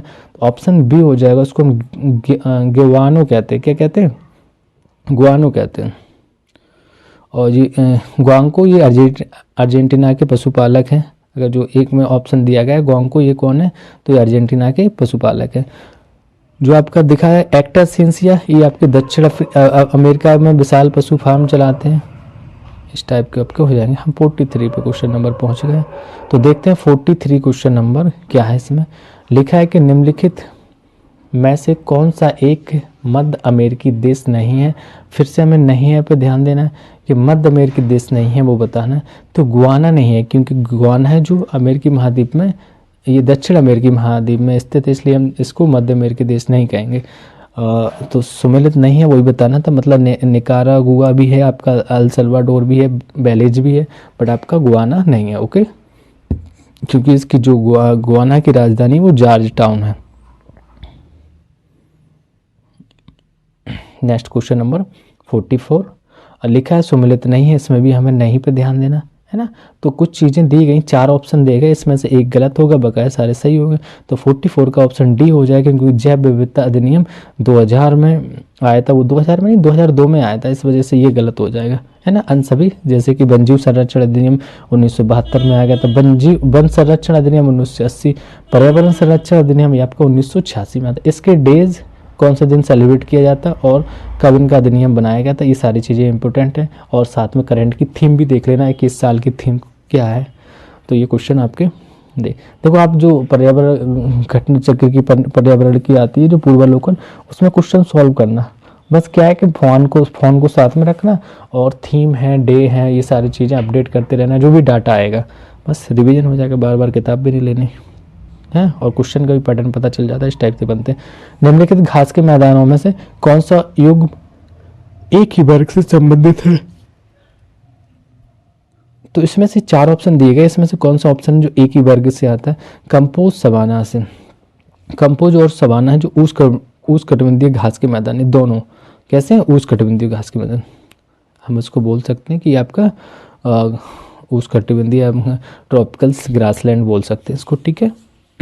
और जो सारी चीज़ें जैसे अन्य दिएगा आपके जो स्टेपीज सवाना है आपका, है ना, और पेरी है, डाउन्स हैं, ये सब आपके शीतोष्ण वाले हैं। कैसे? ये सारे शीतोष्ण वाले हैं, शीतोष्ण और ये ओष्ण, ठीक है। ओके, नेक्स्ट क्वेश्चन देखते हैं, क्वेश्चन नंबर 46। इंद्रावती और जो प्राणहिता और मंजरा किसकी सहायक नदियाँ हैं? इंद्रावती बताना हमें, प्राणहिता और मंजरा ये किसकी सहायक नदी है? 46 की गोदावरी की सहायक नदी है। किसकी है? गोदावरी की। यह प्रायद्वीप भारत की सबसे लंबी नदी है गोदावरी। इस नदी की बात करें तो महाराष्ट्र के नासिक जिले में ये पश्चिमी घाट पर स्थित एक त्र्यंबक नामक जगह से निकलती है। किस जगह से? त्र्यंबक नामक जगह से निकलती है। नेक्स्ट क्वेश्चन नंबर 47 की बात करते हैं। केंद्रीय तंबाकू अनुसंधान संस्थान जैसे CTRI स्थित है, क्योंकि ये पिछले पेपर में भी आया था, इसमें भी आया गया। तो तंबाकू आप दिवस भी बता सकते हैं, 31 मई को होता है। और इसकी इस बार की थीम क्या है 23 की, तो हम आपको बता देते हैं कि हमें तंबाकू की ज़रूरत नहीं, भोजन की ज़रूरत है ना। तो आप इसको याद कर लेंगे। यहाँ पे तो आपका राजमुंद्री आंध्र प्रदेश हो गया, क्योंकि यहाँ तंबाकू अनुसंधान संस्थान पूछा था, तो राजमुंद्री आंध्र प्रदेश में ये आपका है। 48 क्वेश्चन नंबर की बात करते हैं। 48 में लिखा है भारतीय मानक समय की यामोत्तर रेखा निम्नलिखित में से किस या किन राज्यों से गुजरती है? तो ये बताना। आप सीधा इसको निकालेंगे, सीधा एकदम स्टैंड खड़े होके, तो आपके ये 5 राज्यों से लगभग उत्तर प्रदेश हो गया। जैसे कहाँ दे गया उत्तर प्रदेश में टिक मार दो। फिर आपका दूसरा छत्तीसगढ़ हो जाएगा, है ना, छत्तीसगढ़ हो गया। फिर आपका उड़ीसा, ऐसे सीधा ऐसा देखते रहेंगे मैप में तो क्लियर हो जाएगा। उड़ीसा हो गया है, आंध्र प्रदेश हो गया। तो ये 4 से ही गुजरती है ना, उत्तर प्रदेश, मध्य प्रदेश, छत्तीसगढ़, उड़ीसा, आंध्र प्रदेश। एक रह गया ना, तो उड़ीसा है, तो आंध्र प्रदेश भी हो गया। किसको नहीं लगाया मैंने? मध्य प्रदेश नहीं लगाया ना। तो 5 से यहाँ से ये निकलती है, जिसकी अगर इसकी मानक जो समय रेखा है उसको ये 82 डिग्री 30 अंश पूर्वी देशांतर में से लिया जाता है। ठीक है। क्वेश्चन नंबर 49 में लिखा है, क्या लिखा है? ये लिखा है कि सुमिलित नहीं है, बताना है। पर्वत एवं पठार दी गई, सर्वोच्च चोटी दी गई है, तो हमें सुमिलित नहीं है बताना है। फिर से वही, 1 गलत 3 सही। तो बहुत अच्छे रहते हैं इस टाइप के क्वेश्चन, क्योंकि 3 कॉन्सेप्ट क्लियर कर देते हैं। क्योंकि जो आपकी जो नीलगिरी है वो आपका तमिलनाडु में, ये तमिलनाडु, केरल एवं कर्नाटक तीनों राज्यों में फैले हुए हैं। अब नीलगिरी की जो सबसे ऊंची चोटी की बात करेंगे तो यहाँ पे दोदा बेट्टा पाया जाता है, जो पिछले क्वेश्चन में भी डिस्कस हुआ था इस टाइप की चीज़ें। जिसकी जो हाइट है वो आपकी 2657 मीटर। ये दक्षिण भारत की सबसे ऊंची चोटी अन्नामुंडी, जिसकी ऊंचाई 2655 मीटर है, ये अन्नामलाई की पहाड़ी पर ही स्थित है। और अरावली की बात करेंगे तो इस पर गुरु शिखर चोटी है। मैकाल की बात करेंगे, अमरकंटक की चोटी, सतपुड़ा आपके धूपगढ़ हो जाएगा। क्वेश्चन नंबर 50 पे हम लोग आ गए। 50 देखते हैं, असत कथन बताना है। कौन सा असत है? जेट विमानों द्वारा उत्सर्जित होने वाली नाइट्रोजन ऑक्साइड के कारण ओजोन परत में छिद्र की समस्या उत्पन्न होती है। नहीं, तो ऐसा तो नहीं है ना, क्योंकि जो समताप मंडल में पाई जाने वाली ओजोन परत एक जीवन रक्षक छतरी कहा जाता है। ओके, ओजोन परत में छेद होने का प्रमुख कारक क्लोरीन है। नहीं, ऑप्शन यहाँ पे आपका डी हो जाएगा, मतलब दोनों गलत है। ठीक है, क्योंकि जो यह सूर्य की पराबैंगनी किरणों से अवशोषित करती है, जो ओजोन लेयर है। तो डॉप्सन मीटर से ओजोन लेयर की हम सागनता या सांद्रता को मापते हैं। इसको मतलब इसके यूनिट की बात करेंगे तो आपका डॉप्सन मीटर हो जाएगा। वैज्ञानिकों के अनुसार क्लोरीन का एक अणु ओजोन के 1 लाख अणुओं को तोड़ सकता है। क्लोरीन का एक अणु ओजोन को 1 लाख अणुओं को तोड़ सकता है। कितना क्लोरीन मतलब पावरफुल है। जेट विमानों से निकलने वाली जो नाइट्रोजन ऑक्साइड के कारण भी ओजोन परत में छिद्र की समस्या उत्पन्न होती है। ओजोन परत छिद्र को रोकने के लिए 1987 में मॉन्ट्रियल प्रोटोकॉल लाया गया था। ठीक है, तो मतलब यहाँ पे असत पूछा था भैया, देख लीजिए, असत पूछा है तो गलत पूछा था, तो वो कह रहा एक भी गलत नहीं, मतलब दोनों सही है हमारे। तो ओजोन परत में छिद्र होने का प्रमुख कारक क्लोरीन भी है। हाँ, क्लोरीन है, क्योंकि उसने बताया कि ये इसका एक अणु लगभग 1 लाख ओजोन के अणुओं को तोड़ सकता है। और जेट विमान द्वारा उत्सर्जित होने वाली नाइट्रोजन ऑक्साइड के कारण ओजोन परत में छिद्र की समस्या भी उत्पन्न हो रही है। और इसको कब सर्च किया गया था? 1987 में। इसका यूनिट क्या है?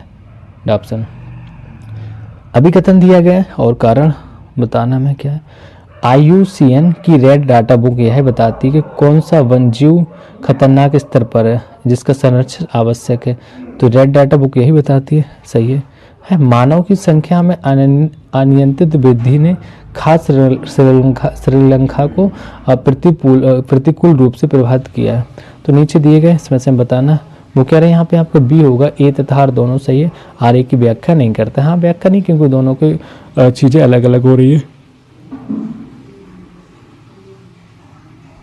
क्वेश्चन नंबर 52 को देखते हैं। 52 में लिखा है कि द फ्यूचर वी वांट नामक मसौदा निम्नलिखित में से किस सम्मेलन से में दिया गया था। तो इस किस सम्मेलन में दिया गया था?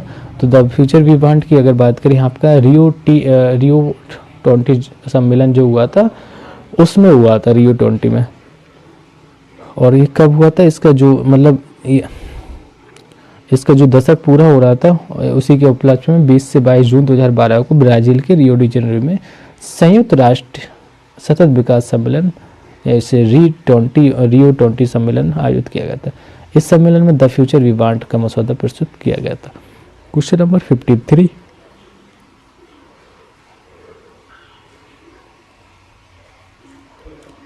भारत में राष्ट्रीय जीन बैंक की स्थापना किस वर्ष की गई थी? तो जीन बैंक जो भारत में बनाई गई थी, इसकी बैंक का स्थापना कब की गई थी?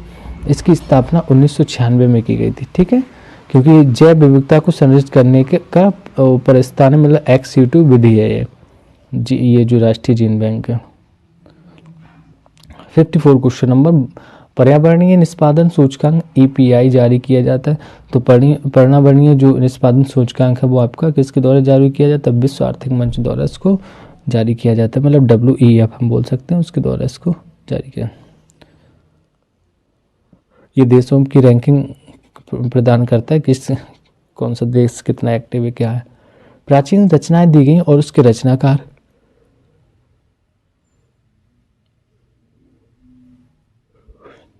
ठीक है, प्राचीन रचना उनके रचनाकार। मैच करना क्या होगा? अष्टधाई के आपके पार नहीं पता होगा है, और आपका महाभास के पतंजलि। सी का आपका प्रबंध चिंतामणि, तो सी का क्या हो जाएगा?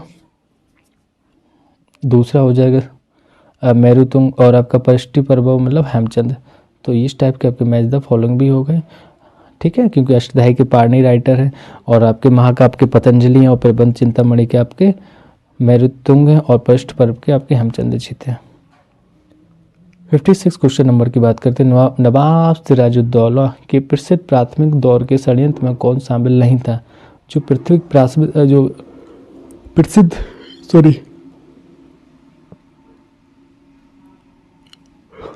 इसके विरुद्ध में जो प्राथमिक दौर के षड्यंत्र में कौन शामिल नहीं था ये बताना।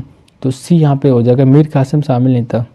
नवाब जो सिराजुद्दौला के विरुद्ध षड्यंत्रों में मीर जाफर शामिल था, ना कि मीर कासिम। जाफर को ध्यान रखना। और अन्य भी ये सभी षड्यंत्र में शामिल थे, जैसे कृष्णचंद्र थे, जगत सेठ थे, अमीर चंद थे। इन्हीं लोगों ने धोखा दिया था, जाके मिल गए थे। स्तूप दिए गए, अब ये आपको सुमेलित नहीं है बताना। स्तूप दिए गए, उसकी खोजकर्ता किसने की थी ये बताना। तो 57 इज दी राइट। अच्छा, सुमेलित नहीं है तो मतलब आपका अमरावती स्तूप नहीं होगा, क्योंकि अमरावती स्तूप जो 1797 में इसकी खोज कर्नल मैकेंजी ने की थी। किसने की थी? कर्नल मैकेंजी ने।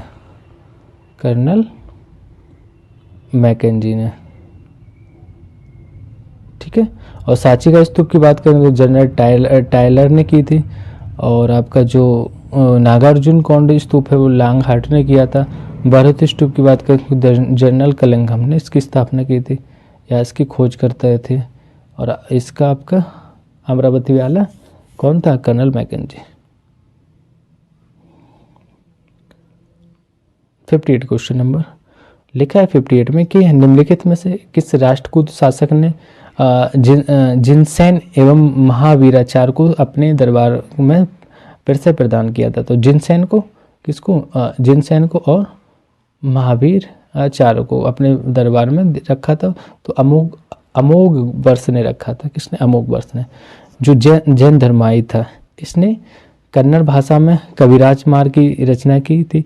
इसने जिनसेन एवं महावीराचार्य को अपने दरबार में परिचय प्रदान दिया। जिनसेन ने आदि पुराण तथा महावीराचार्य ने गणित सार संग्रह की रचना की थी। क्वेश्चन नंबर 59 देखते हैं। निम्नलिखित में से किस एक उपनिषद में चारों आश्रमों का उल्लेख किया गया? चारों आश्रमों का उल्लेख किस एक उपनिषद में किया गया? तो जवालोपनिषद में ही वर्णन दिया गया कि जितने भी आपके आधारित पुस्तकें हैं इनका प्रचलन वेदोत्तर काल में हुआ था। और छांदों को उस पद की बात करेंगे तो केवल 3 आश्रमों का उल्लेख है। जबकि चारों ब्रह्मचर्य या गृहस्थ वानप्रस्थ या सन्यास का उल्लेख जालोपनिषद में है।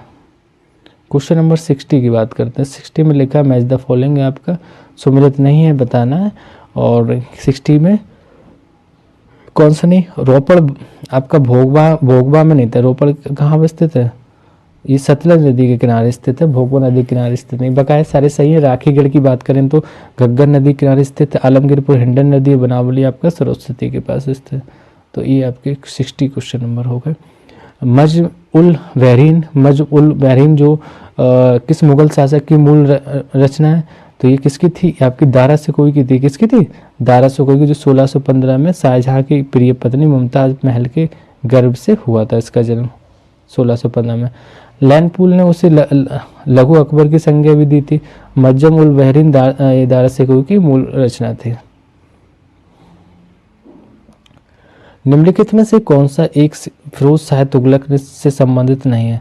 तो फिरोज शाह तुगलक से संबंधित नहीं है। 62 का यहाँ पे सी हो जाएगा, क्योंकि सैनिकों को नगद वेतन देना प्रारंभ करना इससे संबंधित नहीं है। बकाया सारी चीज़ें, ठीक है, क्योंकि जो सैनिकों को नगद वेतन का प्रारंभ फिरोज शाह तुगलक ने किया था। हम यहाँ पे फिरोज शाह तुगलक ने से संबंध नहीं है। ये प्रथा अलाउद्दीन खिलजी ने किया था। सॉरी, किसने किया था? खिलजी ने किया था, अलाउद्दीन। और ये सारी चीज़ें जैसे लोक निर्माण विभाग की स्थापना, ये आपका फिरोज शाह तुगलक ही थी। सिंचाई का लगान तुगलक जी थे। ब्राह्मणों पर जजिया कर, ये भी तुगलक का कार्य था। 63 क्वेश्चन नंबर देखते हैं। किस सूफी संत को अनल हक मैं सत्य ईश्वर हूँ की घोषणा करने के कारण मृत्यु दंड दिया गया था? तो किसको दिया गया था? ये आपका मसूर बिल हल्लाल को दिया गया था 858 ईस्वी में। अनल हक की बात करें तो अनल हक तो एक ये मैं ही सत्य या ईश्वर हूँ की मानता घोषणा के कारण उन्हें मृत्यु दंड दिया गया था। अनल हक की अवधारणा हिंदू धर्म के अहम ब्राह्मण्स के अवधारणा के समान थे कि मैं ही ब्रह्मा हूँ, है ऐसा हो सकता है। 64 क्वेश्चन नंबर देखते हैं। लिखा है कि किस मध्यकालीन शासक ने वुलर झील में एक कृत्रिम द्वीप जैना लंका का निर्माण किया था?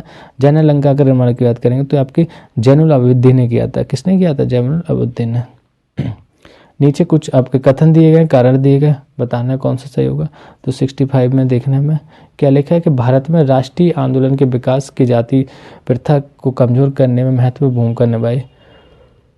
काफ़ी हद तक तो ठीक ही लग रहा है ना। राष्ट्रीय आंदोलन उन तमाम संस्थाओं का विरोधी था जो भारतीय जनता को बांट कर रखती थी। बिल्कुल सही है दोनों, है ना, कि उसमें त्याग किया गया था सारी चीज़ों को।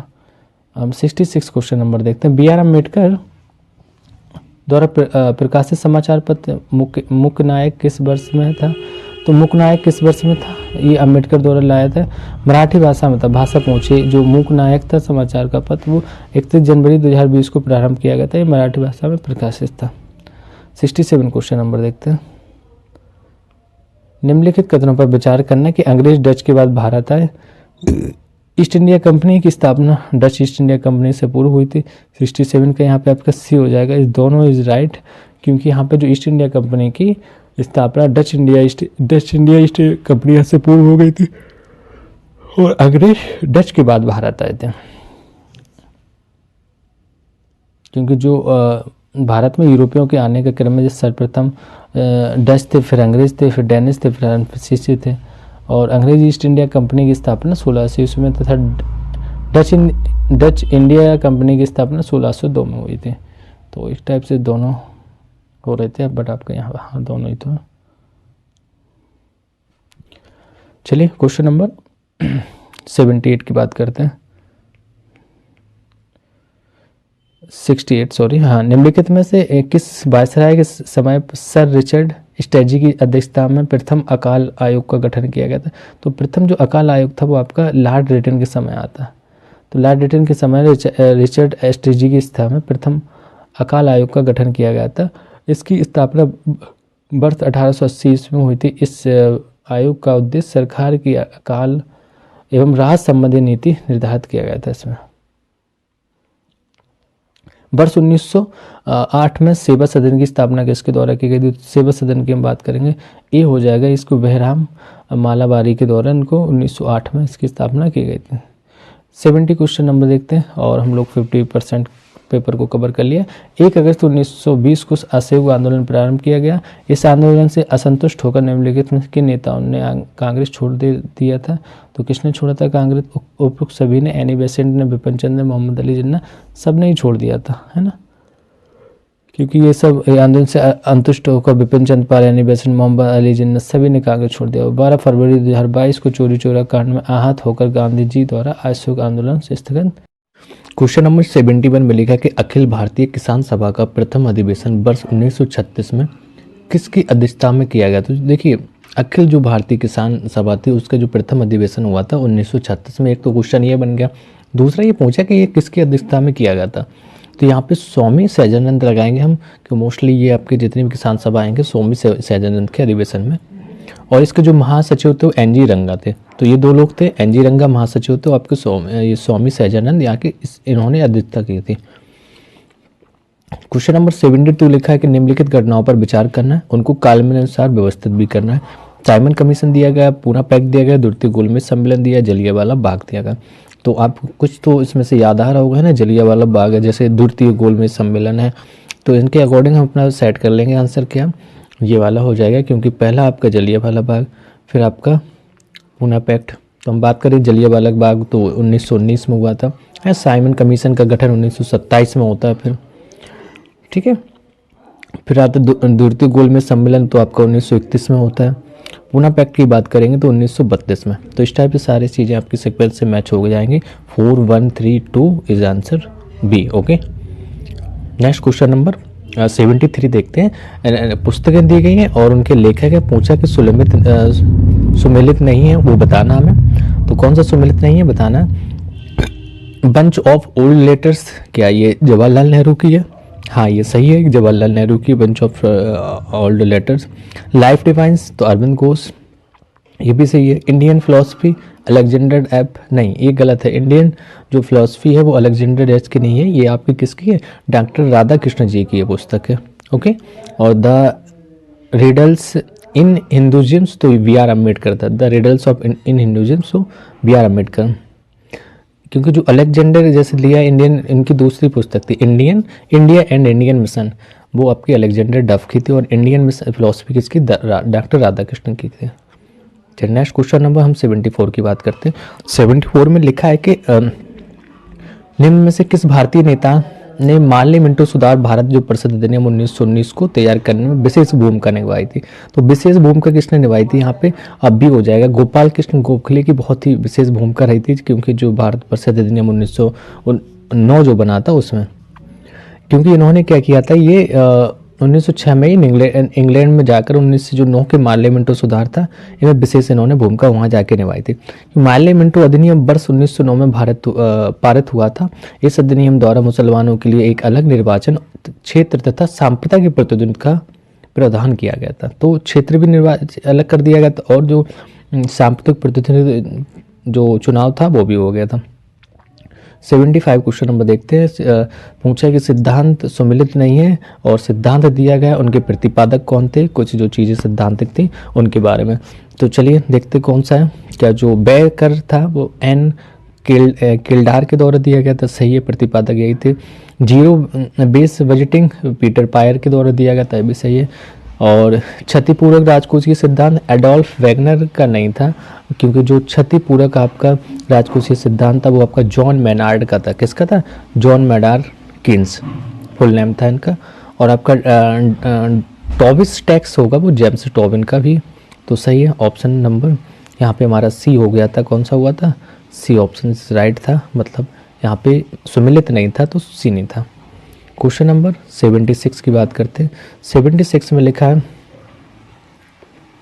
निम्नलिखित में से कौन मौद्रिक नीति की मात्रात्मक उपकरण नहीं है? तो नहीं है ये बताना हमें। क्या कौन से मौद्रिक नीति के मात्रात्मक उपकरण नहीं है? तो कौन कौन से नहीं है? चलिए कौन सा, क्या एक ही नहीं होगा, वो आपका प्राथमिक क्षेत्र ऋण दान होता है, वो नहीं होता है। बकाया जो नगद आरक्षित अनुपात जिसे CRR बोलते हैं वो होता है। रेपो रेट करेंट जो RR होता है ये भी होता है।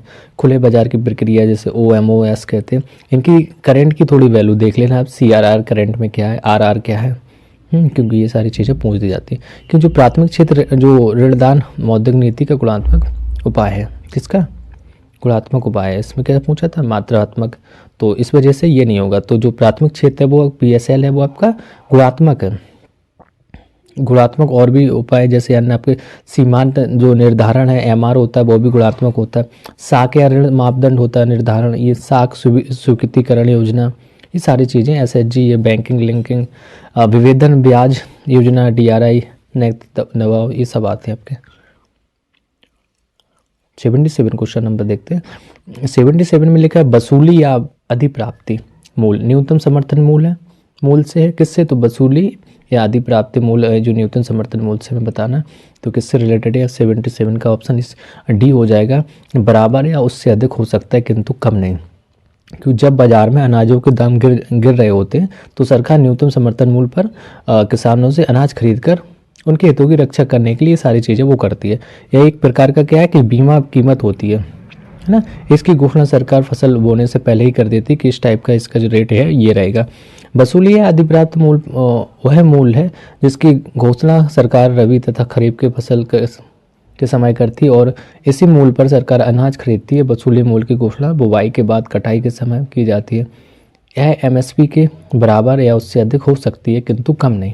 हाँ, तो जो MSP जो सरकार निर्धारण करती है उसके बराबर हो सकती है लेकिन उससे कम नहीं होंगे, बढ़ भी सकता है लेकिन कम नहीं होगा, बस यही होता।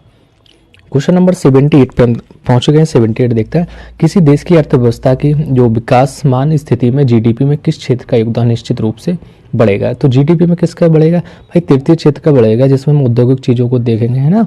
GDP में तृतीय क्षेत्र का या हम सेवा क्षेत्र भी बोल सकते हैं कि इसका योगदान बढ़ता है। सेवा सेक्टर का मोस्टली बढ़ता है आपका, सर्विस सेक्टर, ठीक है। 79 क्वेश्चन नंबर पोषणीय उपभोग तथा उत्पादन का संबंध किस SDG से आता है। जो SDG 17 पूरे सारे आपको पढ़ना है, कौन से में कितने नंबर पे कौन सा दिया गया है ना। तो एक में गरीबी है इस टाइप से, फिर आपको साथ में जाएंगे हम लोग नवीकरणीय ऊर्जा के बारे में। तो ये पोषणीय उपभोग तथा उत्पादन का संबंध का पूछा है कि SDG से किससे कौन से नंबर का SDG आएगा। तो ये 79 का क्वेश्चन का नंबर आपका D आंसर सही है। D का मतलब SDG 9 में क्या आ जाएगा, पोषणीय उपभोग तथा उत्पादन। चलिए थोड़ा सा देख लेते हैं क्या था कि वर्ष 2015 में UN द्वारा एजेंडा 2030 मतलब सतत विकास के लिए 17 लक्ष्य रखे गए जिनको SDG 17 कहते हैं, घोषित किया। ये वैश्विक राष्ट्रों के लिए भावी विकास पथ का रोड मैप प्रस्तुत करता है, क्योंकि प्रश्न SDG के अंतर्गत SDG 4 में आपका गुणवत्ता जैसे दिखा है ऑप्शन ए में कि SDG 4 तो वो आपका गुणवत्ता और पूर्व शिक्षा की बात करता है। SDG 11 है वो आपका समुदायाधीन शहर तथा समुदाय की बात करता है। SDG 12 की बात करेंगे तो ये पोषणीय उपभोग तथा उत्पादन की बात करता है। तो यही हो जाएगा आपका B सही। यहाँ पे किसकी बात करता है, पोषणीय उपभोग तथा उत्पादन की बात करता है। और SDG 9 बचा वो उसकी बात करेंगे तो उद्योग और नव परिवर्तन तथा अधोसंरचना के बारे में बात करता है, ठीक है। जैसे 7 मैंने बता दिया था नवीकरणीय, एक आपका गरीबी था, दूसरा स्वास्थ्य था, शिक्षा, ये सारी चीज़ें एक दूसरे से रिलेटेड मतलब ढेर सारी दी गई, आप एक बार जरूर देख लेना। हमेशा PCS में ROR में ये क्वेश्चन पूछा ही जाता है SDG से। मुद्रा स्कीम का प्रारंभ वर्ष क्या था, तो जो मुद्रा स्कीम लागू की गई थी इसका प्रारंभ वर्ष आपका 2015 था। क्या था 2015 में, क्योंकि micro units development and refinance agency मुद्रा, इसका फुल फॉर्म क्या है, micro units development and refinance agency scheme की घोषणा 2015-16 के बजट में की गई थी। इसका जो प्रारंभ 8 अप्रैल 2015 को किया गया था। यह योजना माइक्रो सूक्ष्म स्तर पर उद्यमशीलता को फंडिंग के द्वारा प्रोत्साहित करने की घोषणा पर आधारित है। इसके अंतर्गत ऋण की 3 श्रेणियां दी गई थी। जैसे एक शिशु ऋण की हम बात करेंगे तो इसमें 50,000 का ऋण देने की बात की थी सरकार ने। किशोर की बात करेंगे तो किशोरों में 50,000 से लेके 5 लाख तक का ऋण ले सकते थे। फिर आपका आता है तीसरा वाला तरुण ऋण, तो तरुण ऋण में 5 लाख से लेकर 10 लाख तक का प्रावधान किया गया था। ये आपके 3 तरीके के ऋण की बात हो गई थी। क्वेश्चन नंबर 81 देखते हैं। अखिलेश रंजन कमेटी का संबंध किससे, तो अखिलेश रंजन कमेटी की बात करेंगे यहाँ पे डायरेक्ट टैक्स कोड से संबंधित थे ये, क्योंकि 2017 में जो पुराने आयकर कानूनों के स्थान पर ये डायरेक्ट टैक्स कोड प्रतिबद्ध किया गया था। तो कमेटी ने विभिन्न सुझावों के साथ केंद्र सरकार को अपनी रिपोर्ट 2019 में सौंप दी थी। तो डायरेक्ट टैक्स कोड से रिलेटेड अखिलेश रंजन कमेटी हमेशा पूछते हैं किसकी अध्यक्षता में की गई थी और किससे रिलेटेड है, तो इनको भी देखते रहना। क्वेश्चन नंबर 82 संगठन दिए गए, स्थापना वर्ष दी गई, इसमें से सम्मिलित नहीं है, हमें ये बताना, ये ध्यान देना है कौन सा सम्मिलित नहीं है। 82 का आपका स्थापना और संगठन बताना है। जैसे हम आईडीबीआई की बात करें तो 1964, ये बिल्कुल से सही है, 1964 में आईडीबीआई की स्थापना हुई थी। आईएफसीआई की 1948 सही है। आईडीएफसी की बात करें तो 1996-97, ये भी सही है। नेक्स्ट आपका ऑप्शन डी रॉन्ग हो जाएगा यहाँ पे कि जो आईसीआईसीआई बैंक है 1995 में ना होगी, इसकी स्थापना 1955 में हुई थी। 5 जनवरी 1955 को इसकी स्थापना हुई थी। ओके, नेक्स्ट देखते हैं क्वेश्चन 83। तो 83 में लिखा है कि बैंकिंग के संदर्भ में लैब क्या है। लैब का फुल फॉर्म हमें बताना है। आप इकोनॉमिक्स की क्लास देखेंगे कहीं भी तो लैब के बारे में उसमें बताया जाता है, और इसका भी यहाँ पे फुल फॉर्म की बात की गई। फुल फॉर्म क्या होगा इसका, यहाँ पे लोकल एरिया बैंक हो जाएगा। जो लोकल एरिया बैंक होती हैं उन्हीं के ये जो, क्योंकि इसका जो गठन वो बात 1996-97 में जो केंद्रीय बजट आया था उसमें लैब की बात की गई थी। ये बैंक निजी क्षेत्र के अंतर्गत होते हैं क्योंकि विकेंद्रीकरण बैंकिंग प्रणाली की दिशा में आई एक महत्वपूर्ण कदम है।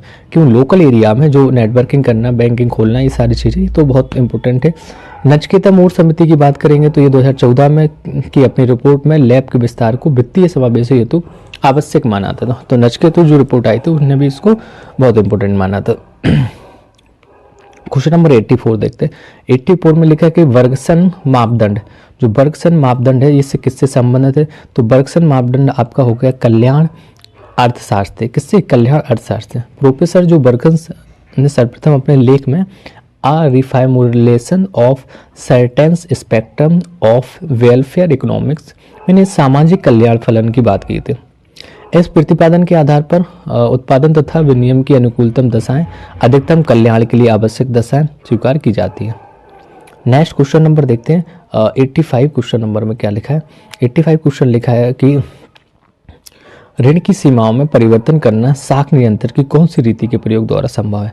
किसकी, जो ऋण की सीमाएं उसमें परिवर्तन करना साख नियंत्रण की कौन सी रीति के प्रयोग द्वारा संभव है। तो कौन सी रीति के द्वारा प्रयोग संभव है, आपका ये आ जाए यहाँ पे हो जाएगा गुणात्मक साख नियंत्रण। समझना, क्वेश्चन क्या था कि साख नियंत्रण की कौन सी रीति के प्रयोग द्वारा संभव है, किसकी, ऋण की सीमा हुआ तो गुणात्मक एवं साख नियंत्रण। क्योंकि जो भारतीय रिजर्व बैंक मतलब आरबीआई इसे कहेंगे, तो आरबीआई जो तथा आरबीआई साख तथा मुद्रा पर नियंत्रण करने हेतु देश में मुद्रा तथा साख की मांग एवं पूर्ति के मध्य संतुलन स्थापित करने का प्रयास करता है। साख नियंत्रण की दो विधियां हैं, जैसे गुणात्मक साख नियंत्रण और परिणात्मक साख नियंत्रण।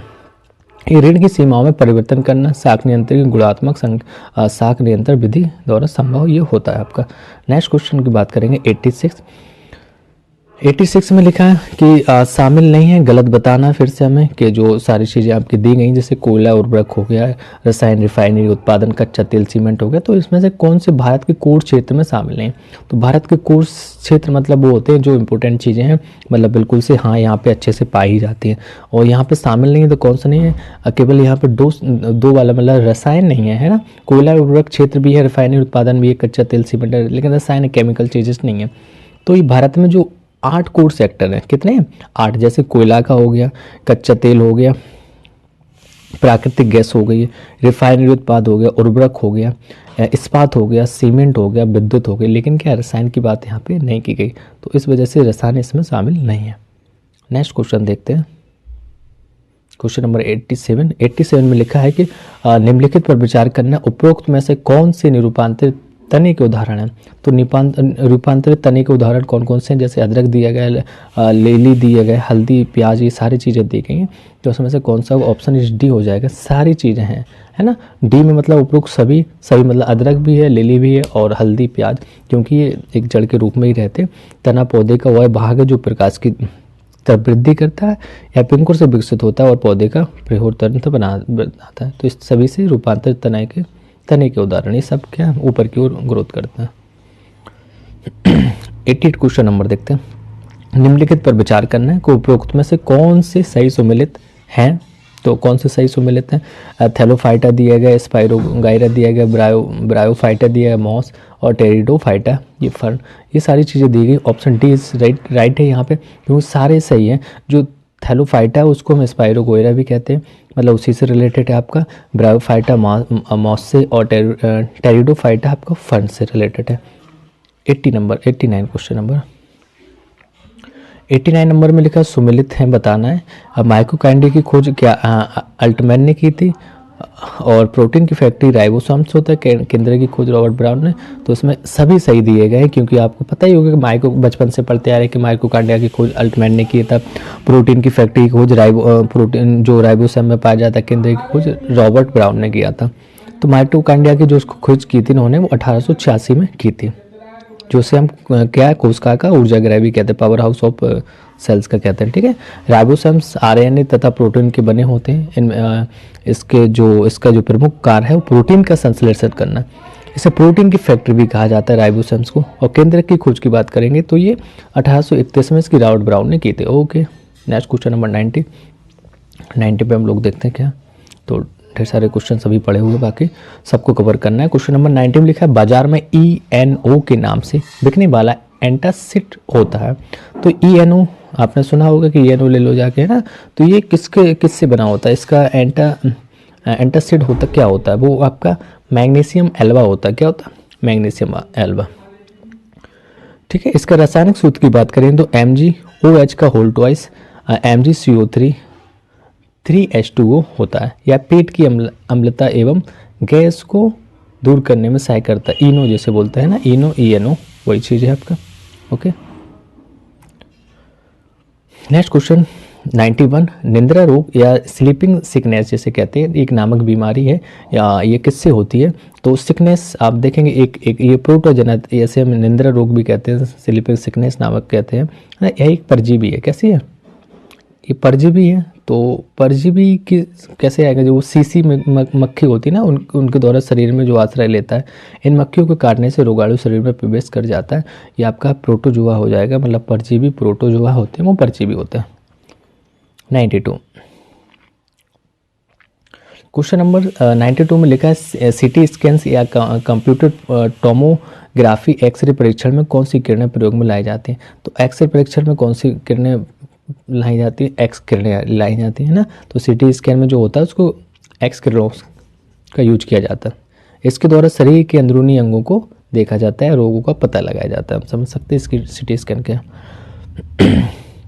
क्वेश्चन नंबर 93 सुमेलित नहीं है, ये बताना, ये ध्यान देना, क्या बताना है, सुमेलित नहीं है। तो कौन सा सुमेलित नहीं है, कास्टिंग सोडा को हम सोडियम हाइड्रोक्साइड बोलते हैं, बिल्कुल सही है। एप्सम साल्ट को मैग्नीशियम सल्फेट बोलते हैं, ये भी सही है। नीलत होता की बात करेंगे तो ये कॉपर सल्फेट होता है। बट यहाँ पे डी वॉशिंग पाउडर जो सोडियम बाइकार्बोनेट नहीं होता है, क्या होता है, सोडियम कार्बोनेट होता है। आप बिल्कुल से बचपन से इन चीज़ों को पढ़ के आ रहे होंगे। ये 93 क्वेश्चन नंबर का हो जाएगा आपका, वॉशिंग पाउडर नहीं होगा, क्या होगा, सोडियम कार्बोनेट होता है। नेक्स्ट, निम्नलिखित में से किस एक को सामान्य रूप से टेफ्लॉन के नाम से जाना जाता है।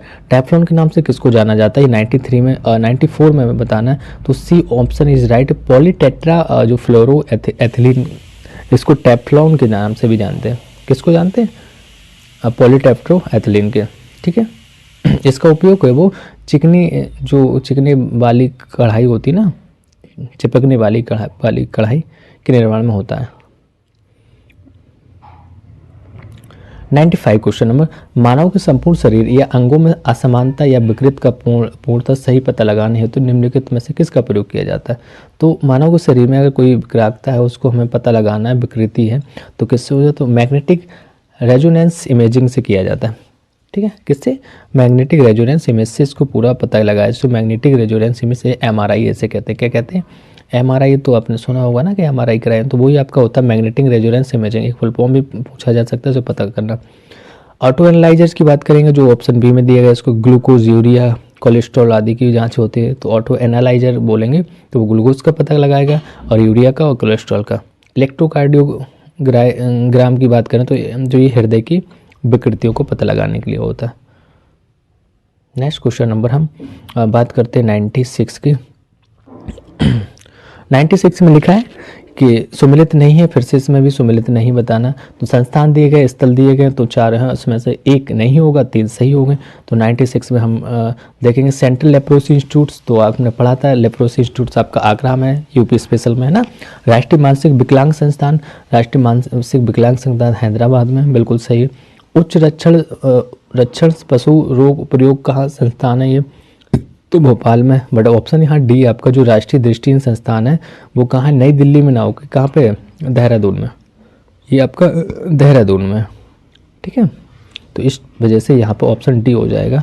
और इसके बाद हम क्वेश्चन नंबर 97 को देखते हैं। 97 में क्या लिखा है, 97 में लिखा है कि निम्नलिखित में से कौन सुमेलित नहीं है। फिर से हमें नहीं बताना है, फिर से 4 चीज़ें दी गई हैं और फिर ऑप्शन क्या है। कलाई की जो अस्थि होती है हम कार्पलस कहते हैं, भैया ये भी याद रखना, हाँ इसको हम कार्पलस कहते हैं। कलाई की जो अस्थि होती है, अस्थि कार्पलस कहलाती है, ठीक है। उपस्थिति के चारों ओर पाई जाने वाली झिल्ली कार्डियम कहलाती है। तो उपस्थिति के चारों ओर पाई जाने वाली हड्डी को हम क्या बोला, कार्डियम बोला, नहीं कार्डियम नहीं, इसको पेरिकार्डियम कहते हैं। क्या कहते हैं, पेरिकार्डियम कहते हैं। पसलियों को आपस में जोड़ने वाली अस्थि को हम क्या कहेंगे, स्टर्म कहेंगे। तो ऑप्शन बी यहाँ पे हो जाएगा कि इसको पेरिकार्डियम बोलेंगे और उपस्थिति में, और ये कार्डियम नहीं होगा। जो पसलियों को आपस में जोड़ने वाली अस्थि उसको स्टेनर्म बोल देंगे। क्या बोलते हैं, स्टेनर्म, ठीक है। क्वेश्चन नंबर हम 98 की बात करते हैं। 98 में देखते हैं क्या लिखा है। लिखा है कि निम्नलिखित में से कौन सा कार्य यकृत द्वारा नहीं किया जाता, मतलब लीवर के द्वारा हम कौन सा कार्य नहीं करते, वो हमें बताना है। तो 3 मतलब सही हो जाएंगे, इसका मतलब 1 नहीं, गलत है। तो कॉन्सेप्ट भी क्लियर होगा, इससे देखते हैं। तो जो हेपरिन नामक प्रोटीन का उत्पादन करता है, हाँ ये लीवर हेपरिन नामक प्रोटीन का उत्पादन करता है। फाइब्रो, देखो नहीं बताना, ये ध्यान देना है। फाइब्रोनोजन नामक प्रोटीन का उत्पादन करता है, ये भी फाइब्रोनोजन भी उत्पादन करता है। शरीर के ताप को बनाए रखता है, हाँ शरीर के ताप को भी बनाए रखता है। बसाव का एमल्सीकरण नहीं करता है ना, ये बसाव को एमल्सी नहीं करता। ये मानव शरीर की सबसे बड़ी ग्रंथि, हम इसी को लीवर को ही कहते हैं, यकृत को कहते हैं। ये फाइब्रोन नामक प्रोटीन उत्पादन करता है, सही है। रक्त का थक्का जमाने में भी मदद करता है, बिल्कुल सही। हेपरिन नामक प्रोटीन का उत्पादन भी करता है, जो शरीर के अंदर रक्त को जमाने में से रोकता है। तो ये सारी चीज़ें इंपॉर्टेंट रोल है इसके। एक शरीर के तापमान को बनाए रखने में भी मदद करता है। बसाव का एमल्सीकरण पित्ताशय में होता है, कहाँ से, पित्ताशय में जमा पित्त रस द्वारा किया जाता है। पित्त पीले हरे रंग का एक क्षारीय द्रव्य है, जिसका पीएच मान आपका बात करें तो 7.7 होता है। नेक्स्ट क्वेश्चन नंबर हम 99 की बात करते हैं। 99 के बाद फिर हम लोग 100 क्वेश्चन नंबर पे आ जाएंगे।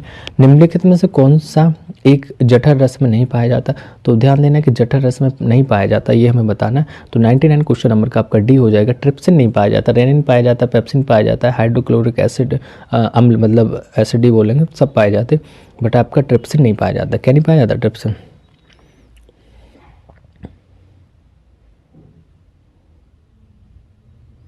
ओके नेक्स्ट क्वेश्चन देखते हैं। 100 क्वेश्चन नंबर पे हम आ गए हैं, तो 100 वाला देखना है। निम्नलिखित कथनों में से कौन सा असत्य है कि जीन आनुवांशिक क्रिया की मूल इकाई यह आरएनए में पाया जाता है। जीन के बारे में बताना, केवल 2 यहाँ पे सही है। हाँ जीन आरएनए में पाया जाएगा, लेकिन ये आपका जो पहला दिया वो गलत है। जोहानसन ने इसको 1909 में सर्वप्रथम जीन शब्द का प्रयोग किया था। और जीन आनुवांशिक क्रिया की मूल इकाई है डीएनए का छोटा खंड जिसमें आनुवांशिक कूट निहित रहता है, उसे हम जीन कहते हैं।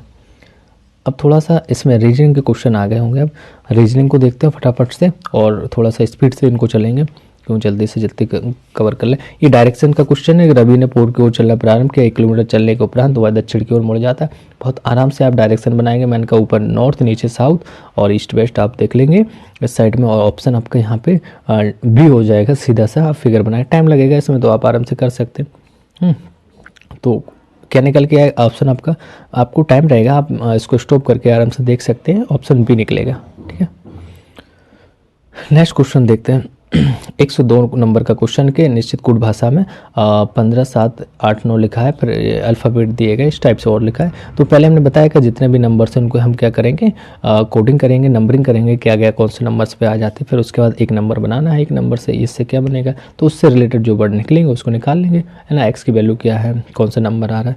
तो 102 का आपका ऑप्शन हो जाएगा सी, NPTSL निकल के आएगा। तो आराम से बैठ के इसको निकाल सकते हैं। क्वेश्चन नंबर 103 लिखा है, प्रश्न के स्थान पर कौन सी संख्या आएगी, तो क्वेश्चन मार्क लगा उसकी जगह पर कौन सी संख्या आएगी हमें बताना। तो सिंपल सा देख सकते हैं क्या हो रहा है, क्या होगा 7 जो लिखा 7 का डबल करेंगे 14 हो जाएगा, 14 + 4 18 हो गया। ओके, यहाँ पे फिर हम 18 का डबल करेंगे 36 हो जाएगा, 36 में 4 ऐड करेंगे फिर से हमारा 40 हो जाएगा। ऐसे ही 40 में किसने 2 से मल्टीप्लाई करेंगे 80 हो जाएगा, 80 में हम 4 ऐड करेंगे क्या हो जाएगा हमारा 84 हो जाएगा। Option is B is right हो जाएगा, यहाँ पे कौन सा हो जाएगा बी। ठीक है, 104 क्वेश्चन नंबर कर स्पीड से कर लेते हैं, कुछ नहीं रेज लेंगे, है ना। यदि आप 1 से 100 तक की सभी संख्याएं लिखते हैं तो कितनी बार 3 लिखते हैं। अभी तक 2 तो बार बार पूछे थे, कितनी बार 2 लिखते हैं क्या लिखते हैं, तो जितनी बार 2 लिखते हैं उतनी बार 3 भी लिखेंगे। तो कितनी बार लिखते थे बचपन से ही पता है ना, हाँ सब जानते हैं 20 बार लिखेंगे। तो हम 2 जितनी बार लिख रहे हैं उतनी बार 3 भी लिखेंगे। काउंट कर लेना आराम से 1 से 100 तक की जो जितनी भी संख्या है तो उनको देखेंगे आराम से निकल आएगा।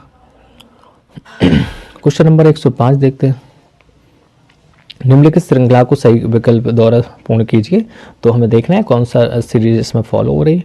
तो 3 के बाद 2 दे रहा है, फिर 6, फिर 8, फिर 18, फिर आपका 80 दे रहा है। तो कौन सी सीरीज हो रही है, अल्टरनेट करेंगे, 3 से डबल करेंगे तो 6 हो जाएगा, है ना, और 6 का 3 टाइम्स करेंगे फिर 18 हो जाएगा। फिर हम इसका 4 टाइम्स करेंगे 18 का तो 18 54 तो 72 72, मतलब option is C is right. Okay, आराम से आप कर लेंगे इस क्वेश्चन को। क्वेश्चन नंबर हम 106 की बात करते हैं। लिखा है कि पिता की आयु उसके 2 पुत्र की आयु के योग की 2 गुनी है। तो इस टाइप के क्वेश्चन मैंने हर पेपर में आ रहे हैं, तो आपको बताया था कि पिता की आयु को हम क्या मानेंगे, पहले देख लेते हैं। 20 वर्ष पश्चात पिता की आयु दोनों पुत्र की आयु के योग के बराबर हो जाती। तो पिता की वर्तमान आयु क्या, चलिए जिसकी हमें निकालनी है पहले बच्चे की मान लेते हैं। दोनों बच्चों की वर्तमान आयु क्या है, तो 2 बच्चों की उसने पूछा था तो हमने बच्चे की मान ली क्या, x अगर मानेंगे तो फिर पिता की आयु क्या करें, पिता की वर्तमान आयु क्या हो जाएगी, उसकी जब दुगनी है तो 2x हो जाएगी। ये दोनों बच्चों की x आयु है। तो 20 वर्ष पश्चात तो मतलब 20 हम इधर भी ऐड करेंगे, x + 20 हो जाएगा और इधर भी 20 ऐड कर देंगे। ठीक है, अब यहाँ पे 2 बच्चों की ऐड होगी ना, x + 20 ने x + 40 होगा। तो इस टाइप से आप x की वैल्यू फाइंड आउट करेंगे और x की वैल्यू जो निकलेगी वो आपकी एक बच्चे की निकलेगी। हाँ, तो एक बच्चे की कितनी 20 निकल के आएगी x की, तो दोनों बच्चों की क्या हो जाएगी, वो आपकी ऑप्शन इस ए हो जाएगा, जहाँ से 40 आंसर क्या हो जाएगा 40 हो जाएगा, ऑप्शन ए। क्वेश्चन नंबर 107 के देखते हैं। लिखा है कि इसमें से कौन सा जो आपका सार्थक क्रम में नहीं है वो बताना, मतलब सीक्वेंस से लगाना, ऐसे समझ सकते हैं। तो देखते हैं क्या पहले क्या प्रस्तुति करेंगे, नहीं पहले तो हम कहीं भी जा रहे हैं तो आगमन होगा, आगमन के बाद फिर क्या होता है परिचय होता है।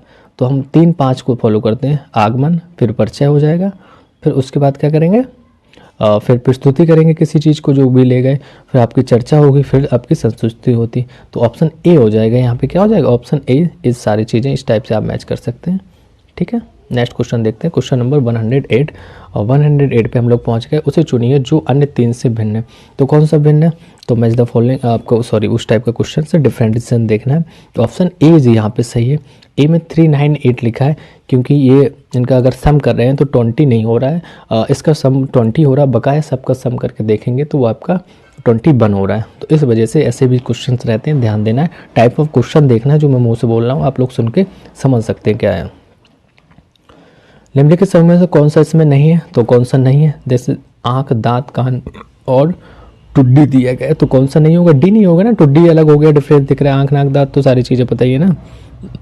ठीक है, क्योंकि पता है आँख का काम देखना है, कान का सुनना, दांत का खाना चबाना, टुड्डी इस तरीके से कोई विशेष उपयोग नहीं है।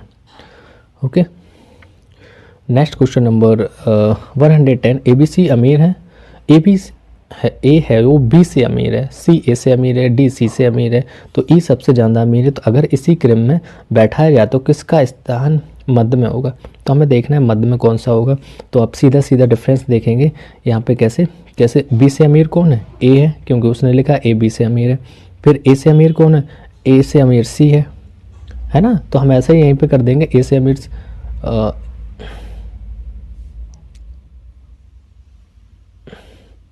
ए से अमीर कौन निकल के आएगा, सी,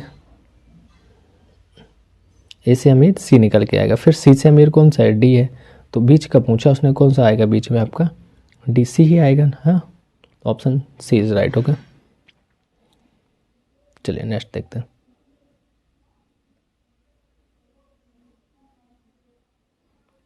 एक सौ दो क्वेश्चन, सॉरी 111 क्वेश्चन नंबर है हमारा। यदि किसी माह का चौथा दिन शनिवार है तो उस माह के 26वें दिन, उसी माह के 26वें दिन से 5 दिन पहले का कौन सा दिन होगा। अगर इस टाइम से देखो पूछ रहा है तब तो ठीक है, कुछ ईयर पूछ देता है तो थोड़ा क्वेश्चन टिपिकल हो जाता है, उसमें फॉर्मूले याद करने पड़ते हैं। आप इसको फॉलो करेंगे आराम से आपका मंगलवार निकल के आ जाएगा। क्वेश्चन नंबर 112 की बात करते हैं। 112 में लिखा है दिए गए वृत्त का क्षेत्रफल 36 पाई, इसको 6 बराबर भागों में बांटा गया है। चाप पी क्यू की लंबाई क्या है, तो चाप की लंबाई बताना है, इसके लिए आपको फॉर्मूला याद करना पड़ेगा कि वृत्त का क्षेत्रफल का फॉर्मूला क्या होता है, पाई आर स्क्वायर होता है। तो यहाँ पे वृत्त का ये क्षेत्रफल दिया गया था, तो हम 36 into pi equal to pi r square लिख देंगे, है ना, पाई आर स्क्वायर। बस पाई से पाई काट दो, आर की वैल्यू निकाल दो, 6 निकल आई, है ना, बिल्कुल आराम से, है ना, बिल्कुल से। ये क्लास 6 में आप पढ़ेंगे कहीं भी एक बच्चों की क्लास में, तो आपको इस क्वेश्चन भी मिल जाएगा इस टाइप का। तो समझ लो क्लास 6 का दिया गया है, इंग्लिश मीडियम को, CBSE बोर्ड के बच्चों का, NCERT का।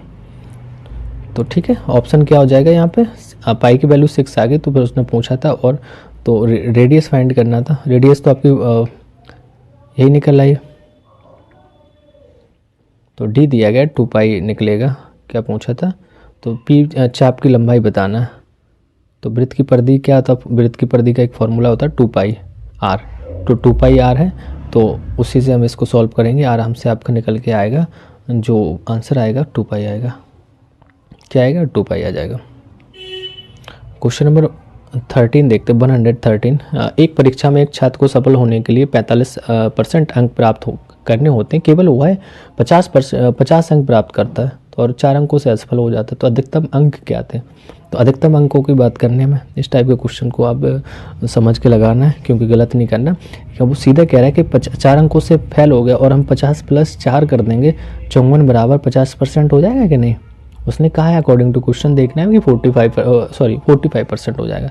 कितना हो जाएगा, 45%, इतने पे वो पास हो जाता है। ठीक है, तो 54 बराबर 45% हो जाएगा। तो 100 बराबर क्या हो जाएगा, मतलब हम 100 यहाँ भी बना लीजिए, इधर भी बना लीजिए, दोनों साइड बराबर कर लेंगे। क्योंकि ऐसे कि यहाँ पे ये 100 ही आ जाएगा, जब इसको साइन हटा देंगे, परसेंटेज का साइन हटाएंगे तो 100 हो जाएगा आपका।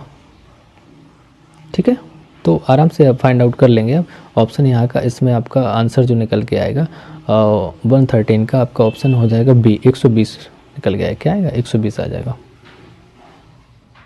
ठीक है, क्वेश्चन नंबर 114 क्वेश्चन नंबर देख रहे हैं।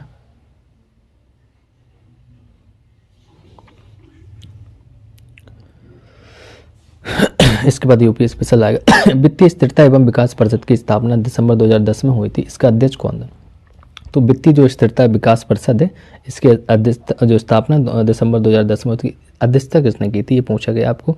तो बी हो जाएगा यहाँ पे, केंद्रीय वित्त मंत्री के द्वारा इसका स्थापना हुई थी। ठीक है, इसका जो उद्देश्य है ये स्थिरता बनाए रहना, अंतर निकाय जो नियम निकाय हैं उनके बारे में, इन सबको बढ़ावा देना। 115 क्वेश्चन नंबर देखते हैं। W रोस्टॉप ने आर्थिक विकास की प्रक्रिया को कितने चरणों में बांटा था। तो इन्होंने बांटा था आपका 5 चरणों में बांटा था। वो 5 चरण कौन कौन से थे, वो जैसे पारंपरिक समाज था, आत्मस्फूर्ति की पूर्ववर्ती अवस्था, आत्मस्फूर्ति की अवस्था, परिपक्वता की अवस्था और उच्च जन उपयोग की अवस्था। ये 5 इन्होंने 1952 में ये आपकी जो तीसरी अर्थव्यवस्था प्राप्त की थी इस टाइप के। क्वेश्चन नंबर 116 की बात करते हैं। निम्न में से किस एक का महत्व मीठी क्रांति से। तो मीठी क्रांति के भैया शहद ही तो होती है मीठी, तो मीठी क्रांति शहद हो जाएगा। मधुमक्खी पालन में उससे संबंधित गतिविधियों को बढ़ावा देने हेतु सरकार द्वारा स्वीट रेवोल्यूशन की धारणा को बढ़ावा दिया जा रहा था। सरकार द्वारा राष्ट्रीय मधुमक्खी पालन शहद मिशन जो NBHM कहते हैं के तहत 500 करोड़ रुपए के आवंटन की भी घोषणा की गई थी।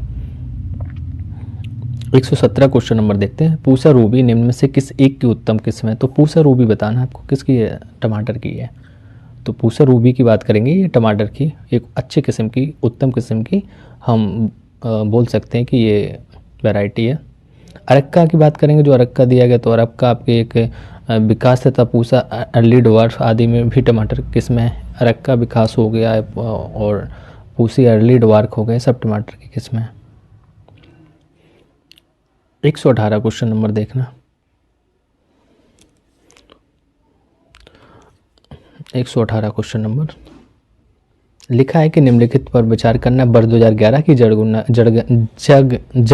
के अनुसार उत्तर प्रदेश की 10 की जो वृद्धि दर है तो 20.2% थी। सही बात है, ये तो हम लोग यूपी करंट अफेयर आप देखेंगे उसमें पता चल जाएगा। वर्ष 2011 की जनगणना के अनुसार उत्तर प्रदेश में सर्वाधिक 10 की वृद्धि वाला जिला गौतम बुद्ध नगर था। यस, यहाँ पे स्टेटमेंट दोनों सही हो जाएंगे, आपका ऑप्शन सी हो जाएगा, राइट। नेक्स्ट क्वेश्चन नंबर 119 को देखना है। 19 में लिखा है भारतीय खाद्य निगम की स्थापना किस पंचवर्षीय योजना के दौरान की गई थी? तो जो भारतीय खाद्य निगम है इसकी स्थापना बताना किस पंचवर्षीय में हुई थथी? तो तृतीय पंचवर्षीय में हुई थी, जो 1961 से लेकर आपके 1966 तक तृतीय पंचवर्षीय योजना चली थी उसमें हुई थी। ठीक है, लगभग उसी में, उसी के बीच में 1965 मान सकते हैं। 120 क्वेश्चन नंबर देखते हैं। निम्नलिखित में से कौन सी एक नकदी फसल नहीं है? तो नकदी कौन सी नहीं भैया, आप आराम से बता सकते हैं। सोयाबीन नहीं है, है ना, गन्ना, रबर, तंबाकू ये सब कुछ है, सोयाबीन नहीं है। 121 क्वेश्चन नंबर देखते हैं, बस थोड़े से क्वेश्चन और हैं, जल्दी से फिनिश करते हैं। मई 2023 में निम्नलिखित में से किस स्थान पर देश के पहले राष्ट्रीय बांध सुरक्षा केंद्र को स्थापित किए जाने की घोषणा की गई? तो बांध जो आपका है वो मई 2003 में, इसमें पहले राष्ट्रीय बांध सुरक्षा की स्थापना होनी है। कहाँ पे होगी? ये आपके जयपुर में। ठीक है, ये जो पहले राष्ट्रीय बांध सुरक्षा केंद्र है ये। मुख्य उद्देश्य बांधों को भूकंप जैसी आपदाओं से बचाने के लिए इसकी स्थापना की जा रही है। 122 क्वेश्चन नंबर को देखेंगे। मई 2023 में, ये करंट अफेयर चल रहा है आपका, मई 2023 में मैं करंट अफेयर की क्लास लाऊंगा, एक बड़ी सी क्लास रहेगी, मोस्टली उसमें सारी चीज़ें आपकी कवर हो जाएंगी। मई 2023 में भारत सरकार द्वारा चलाए गए ऑपरेशन करुणा का मुख्य उद्देश्य क्या था? ऑपरेशन करुणा चलाया गया था तो ये आपका म्यांमार में जो चक्रवात और मोचाको से प्रभावित लोगों की सहायता करने के लिए। ध्यान देना कौन सा ऑपरेशन करुणा, तो म्यांमार से रिलेटेड था, उसमें जो भी लोग फंसे थे उनको बचाने के लिए चलाया गया था। ये भारतीय नौसेना के जहाज़ों द्वारा म्यांमार में खाद्य आपूर्ति, जो आवश्यक दवाएं थी, इन सब के लिए चलाया गया था। क्वेश्चन नंबर 123 की बात करते हैं। लिखा है निम्नलिखित में से किस तिथि को अंतर्राष्ट्रीय जैव विविधता दिवस मनाया? ये तो पता ही होगा, अंतर्राष्ट्रीय जैव विविधता दिवस है ना, तो ये 22 मई को मनाया जाता है। और इसकी थोड़ी सी थीम देख लेते हैं, क्या है कि समझौते से जैव विविधता से कार्रवाई तक, समझौते से जैव विविधता से कार्रवाई तक जैव विविधता का निर्माण करें। तो इसकी ये थीम मतलब सब्जेक्ट था इसका। क्वेश्चन नंबर 124 देखते हैं। मई 2023 में किस देश ने प्रधानमंत्री नरेंद्र मोदी को अपने सर्वोच्च नागरिक सम्मान companion of the orders of Logohu से सम्मानित किया? भैया ऐसे तो नाम है इसका ना, तो लेकिन ये मोदी जी को दिया गया, लेकिन इम्पोर्टेंट हमारे लिए, है ना, तो क्योंकि ये हमारे प्रधानमंत्री को दिया गया। किस देश ने दिया था? ये आपका दिया था पापुआ न्यू गिनी ने। ठीक है, ये मई 2023 में Papua New Guinea Modi ji को दिया था campaigns of the orders of Longo. 125 question number देखते हैं। 25 में लिखा है कि पनडुब्बी बाक्सीर से संबंधित निम्नलिखित कथनों पर विचार करना है। जो बाक्सीर पनडुब्बी उससे रिलेटेड चीज़ें हैं। यह भारतीय नौसेना की कलवरी क्लास प्रोजेक्ट 75 की छठी स्कॉर्पियन पनडुब्बी है। इसका निर्माण मझगांव डाक शिपयार्ड लिमिटेड द्वारा किया गया। असत्य बताना है, तो ये यहाँ पे ऑप्शन डी के एक भी असत्य नहीं, मतलब दोनों सही हमारे लिए, है ना, तो ये दोनों, क्योंकि जो 125 क्वेश्चन नंबर, हाँ दोनों असत्य मतलब सत्य हैं, क्योंकि असत्य पूछा था और दोनों नहीं दिया। तो भारतीय नौसेना की कलवरी क्लास की है और प्रोजेक्ट 75 की छठी स्कॉर्पियन पनडुब्बी, इसका निर्माण मझगांव डॉक शिपयार्ड लिमिटेड में किया गया। 126 क्वेश्चन नंबर देखते हैं। मई 2023 में 61वां वैश्विक सुपर जो कंप्यूटर सम्मेलन 2023 का आयोजन कहाँ किया गया था? तो ये आपका किया गया था हैम्बर्ग, जर्मनी में किया गया था। कहाँ पे? जर्मनी। ये 61वां वैश्विक सुपर कंप्यूटर का जो सम्मेलन था उसमें संपूर्ण विश्व के जो AI जो सुपर कंप्यूटिंग देशों से शीर्ष स्थान पर थे उन सबको बुलाया गया था। क्वेश्चन नंबर 127, बस थोड़े से क्वेश्चन हो रहे हैं। मई 2023 में निम्नलिखित में से कौन तुर्की देश के नवनिर्वाचित राष्ट्रपति बने? देखो ये UPP में भी इस टाइप के क्वेश्चन पूछे जा सकते हैं, इसमें भी पूछा गया। एक आध क्वेश्चन, ये ध्येय IAS है ना, टेस्ट बहुत अच्छा बनाता मॉक टेस्ट है जो, क्योंकि इसमें क्वेश्चन हर लेवल के रहते हैं, मॉडरेट भी रहते हैं आपके, मतलब हाई रहेंगे, फिर लो भी रहेंगे, मॉडरेट भी रहेंगे, तो वो सही चीज़ें हैं एक कि ठीक है आप हतोत्साहित नहीं होंगे कि एकदम हार्ड पेपर है, नहीं, और इस टाइप के क्वेश्चन पूछे भी जाते हैं। तो आपके जो नवनिर्वाचित तुर्की के राष्ट्रपति वो आपके रेसिप ताइप एर्दोगन है। कौन से? रेसिप ताइप एर्दोगन है। ये लगातार तीसरी बार इनका ये कार्यकाल है जो वर्ष 2028 तक के लिए चुने गए हैं। ठीक है भैया, अच्छी बात 3 बार जैसे मोदी जी की तरह ये भी टिके रहना चाहते हैं। मई 2023 में किस राज्य में भारत की पहली पॉड टैक्सी परियोजना शुरू करने की घोषणा की? पॉड टैक्सी परियोजना के बारे में बताना है। तो ये पहली है, कहाँ पे की गई है? तो ये आपके उत्तर प्रदेश में की गई, कि उत्तर प्रदेश में ये पॉड टैक्सी परियोजना पहली बार। ये सेवा नोएडा जो फिल्म सिटी एवं जेवर स्थित अंतर्राष्ट्रीय हवाई अड्डे के मध्य संचालित की जाएगी। 129 क्वेश्चन नंबर पे देखते हैं। मई 2023 में केंद्रीय पतन पोत परिवहन एवं जलमार्ग मंत्री द्वारा किस देश में स्थित सितवे बंदरगाह पर भारत के पहले मालवाहक जहाज की अगवानी की गई थी? सितवे बंदरगाह पर भारत के माल जहाज की अगवानी वो म्यांमार में की गई थी। केंद्रीय पतन पोत परिवहन एवं जलमार्ग मंत्री द्वारा म्यांमार में स्थित सितवे बंदरगाह पर भारत के पहले मालवाहक जहाज की अगवानी की गई थी। यह बंदरगाह म्यांमार के रखाइन राज्य में है। यह बंदरगाह Kaladan multi modal transport project के रूप में भी विकसित है। 130 क्वेश्चन नंबर पे हम लोग पहुंच गए, बस थोड़ी सी बात और है, 10 क्वेश्चन रह गए। मई 2023 में बुद्ध पूर्णिमा के अवसर पर खेलो इंडिया यूनिवर्सिटी गेम 2023 का शुभंकर जारी किया गया था। तो ये आपका जीतू था। जीतू खेलो इंडिया जो 2023 में बुद्ध पूर्णिमा के दिन इसको आयोजित किया गया था, उसका नाम जीतू था। जीतू बारहसिंगा है, एक आकर्षक जीवंत एवं गर्व से गौरव का प्रतीक माना जाता है इसको। Question number 135, international Booker prize 2023 के संबंध में निम्नलिखित कथनों पर विचार करना है। तो जो बुकर प्राइज थे उसके बारे में देखना है, क्या हो सकता है इसका आंसर? क्या मई 2023 में यह पुरस्कार टाइम शेल्टर पुस्तक को प्रदान किया गया? सही है ये भी, है ना। इसके लेखक जॉर्जी गोस्पो डी नोब है, तो ये सही है, दोनों यहाँ पे सही हो जाएंगे, क्योंकि इसके जो ये दिया गया है टाइम शेल्टर पुस्तक को प्रदान किया गया, और इसके जो लेखक हैं वो आपके जॉर्जी गोस्पो डी नोब है। ठीक है, ये बुल्गारिया के निवासी थे। 132 क्वेश्चन नंबर देखते हैं। मई 2023 में विश्व आर्थिक स्थिति एवं संभावना मिड 2023 नामक रिपोर्ट जारी की गई, जिसमें वर्ष 2023 में भारत की विकास दर 5.8% अनुमानित किया गया। यह रिपोर्ट जारी की जाती है, तो किसके द्वारा ये रिपोर्ट जारी की जाती है? तो आपको विश्व बैंक के द्वारा की जाती है। जो जिसमें बताया कि भारत की जो विकास दर वो लगभग आपकी 5.8% अनुमानित है। ठीक है, रिपोर्ट कौन सी थी? तो आप देख सकते हैं विश्व आर्थिक स्थिति रिपोर्ट एवं संभावना मिड 23 नामक रिपोर्ट। ऐसे बड़े बड़े से नाम है, ध्यान करना, पढ़ लिया करो, बस एक बार दिमाग में रहे। मई 2023 में केंद्रीय गृह मंत्री अमित शाह द्वारा राष्ट्रीय तटीय पुलिस अकादमी के स्थायी परिसर की आधारशिला कहाँ पर रखी गई? तो ये आधारशिला कहाँ रखी गई? तटीय स्थिति की बात की उसने, तो द्वारका गुजरात है। द्वारका जाएंगे और गुजरात में टिक लगाएंगे इसको। ठीक है, क्योंकि वहीं पे ये गृह मंत्री अमित शाह ने राष्ट्रीय जो तटीय पुलिस अकादमी की स्थापित की। इस अकादमी की लागत राशि जो लगभग थी 970 करोड़ रुपए थी। ये सुनने में ही आंकड़े अच्छे लगते हैं, है ना। मई 2023 में G7 राष्ट्रों का शिखर सम्मेलन कहाँ आयोजित किया गया था? तो G7 के जो राष्ट्रों का शिखर सम्मेलन था वो आपका किया गया था हिरोशिमा जापान में। ठीक है, G7 को जो राष्ट्रीय शिखर सम्मेलन वो जापान में किया गया था। ये 49वां में शिखर सम्मेलन था। इस शिखर सम्मेलन में भारतीय प्रतिनिधियों का नेतृत्व जो किया था वो प्रधानमंत्री मोदी जी ने किया था, वो ही गए थे यहाँ पे। 135 क्वेश्चन में मई 2023 में प्रसिद्ध अमेरिकी पत्रकार टाइम मैगजीन ने किस भारतीय अभिनेत्री को अपने कवर पेज पर स्थान दिया था? किस भारतीय अभिनेत्री को दिया था टाइम मैगजीन ने? ये इम्पोर्टेंट है क्योंकि हमेशा इस टाइप के पूछे जाते हैं। तो दीपिका पादुकोण को दिया था, है ना। क्योंकि जो एक अमेरिका की प्रसिद्ध मैगजीन है टाइम मैगजीन, तो इन्होंने भारतीय अभिनेत्री दीपिका पादुकोण को अपने कवर पेज पे लिखा था, बनाया था। ये नवीनतम ग्लोबल स्टार मानी जाती हैं, क्योंकि जो उस टाइम पे ग्लोबल स्टार वही है जो टाइम इंडिया मैगजीन फॉलो कर रही है। मई 2023 में दुबई स्थित एयरलाइन एमिरेट्स द्वारा विश्व के पहले रोबोटिक चेक इन असिस्टेंट का अनावरण किया गया। इसका नाम क्या है? तो रोबोट है जो असिस्टेंट के रूप में काम कर रहा है, उसका नाम सारा है ना। तो सारा नाम से इसको बनाया गया। जो क्या करता है, ये आपका अनावरण किया गया दुबई स्थित इंटरनेशनल फाइनेंशियल में। क्वेश्चन नंबर 137 को देखते हैं। लिखा है मई 2023 कि देखो मंथली करंट कवर कर रहे हैं, इसमें मई की है, इसके पहले हम लोग दूसरे महीने की देख चुके हैं, ऐसे अगले पेपर में दूसरे महीने कवर करेंगे।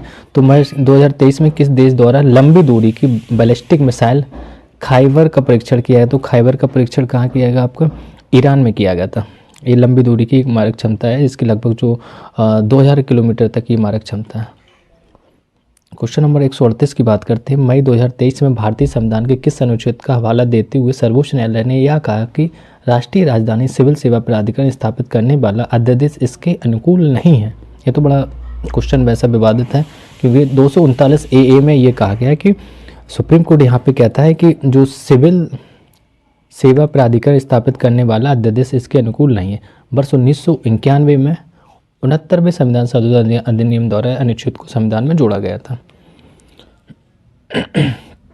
139 क्वेश्चन नंबर मई 2023 में संयुक्त नौसेना अभ्यास टाइगर शार्क 40 का आयोजन किन दो देशों के मध्य हुआ? टाइगर शार्क 14 का आयोजन किन दो देशों के मध्य हुआ, ये बताना मैं। तो ये आपका हुआ था बांग्लादेश एवं संयुक्त राज्य अमेरिका के बीच में, ठीक है, जो बांग्लादेश के चट्टोग्राम में ये आयोजित किया गया था। लास्ट क्वेश्चन है हम लोगों का, देखते हैं क्या 140 में। मई 2023 में ग्लोबल वेल्थ कॉन्फ्रेंस का आयोजन कहाँ किया गया? ग्लोबल वेल्थ कॉन्फ्रेंस की बात करेंगे तो ये आपका लंदन के यूके में किया गया था। हाँ, लंदन के यूके में इसका आयोजन किया था। और ये हम लोग ने ऐसे धीरे धीरे यहाँ पे तीसरा भी पेपर सॉल्व कर लिया और इसके बाद नेक्स्ट पेपर आएगा, तो आप लोग बने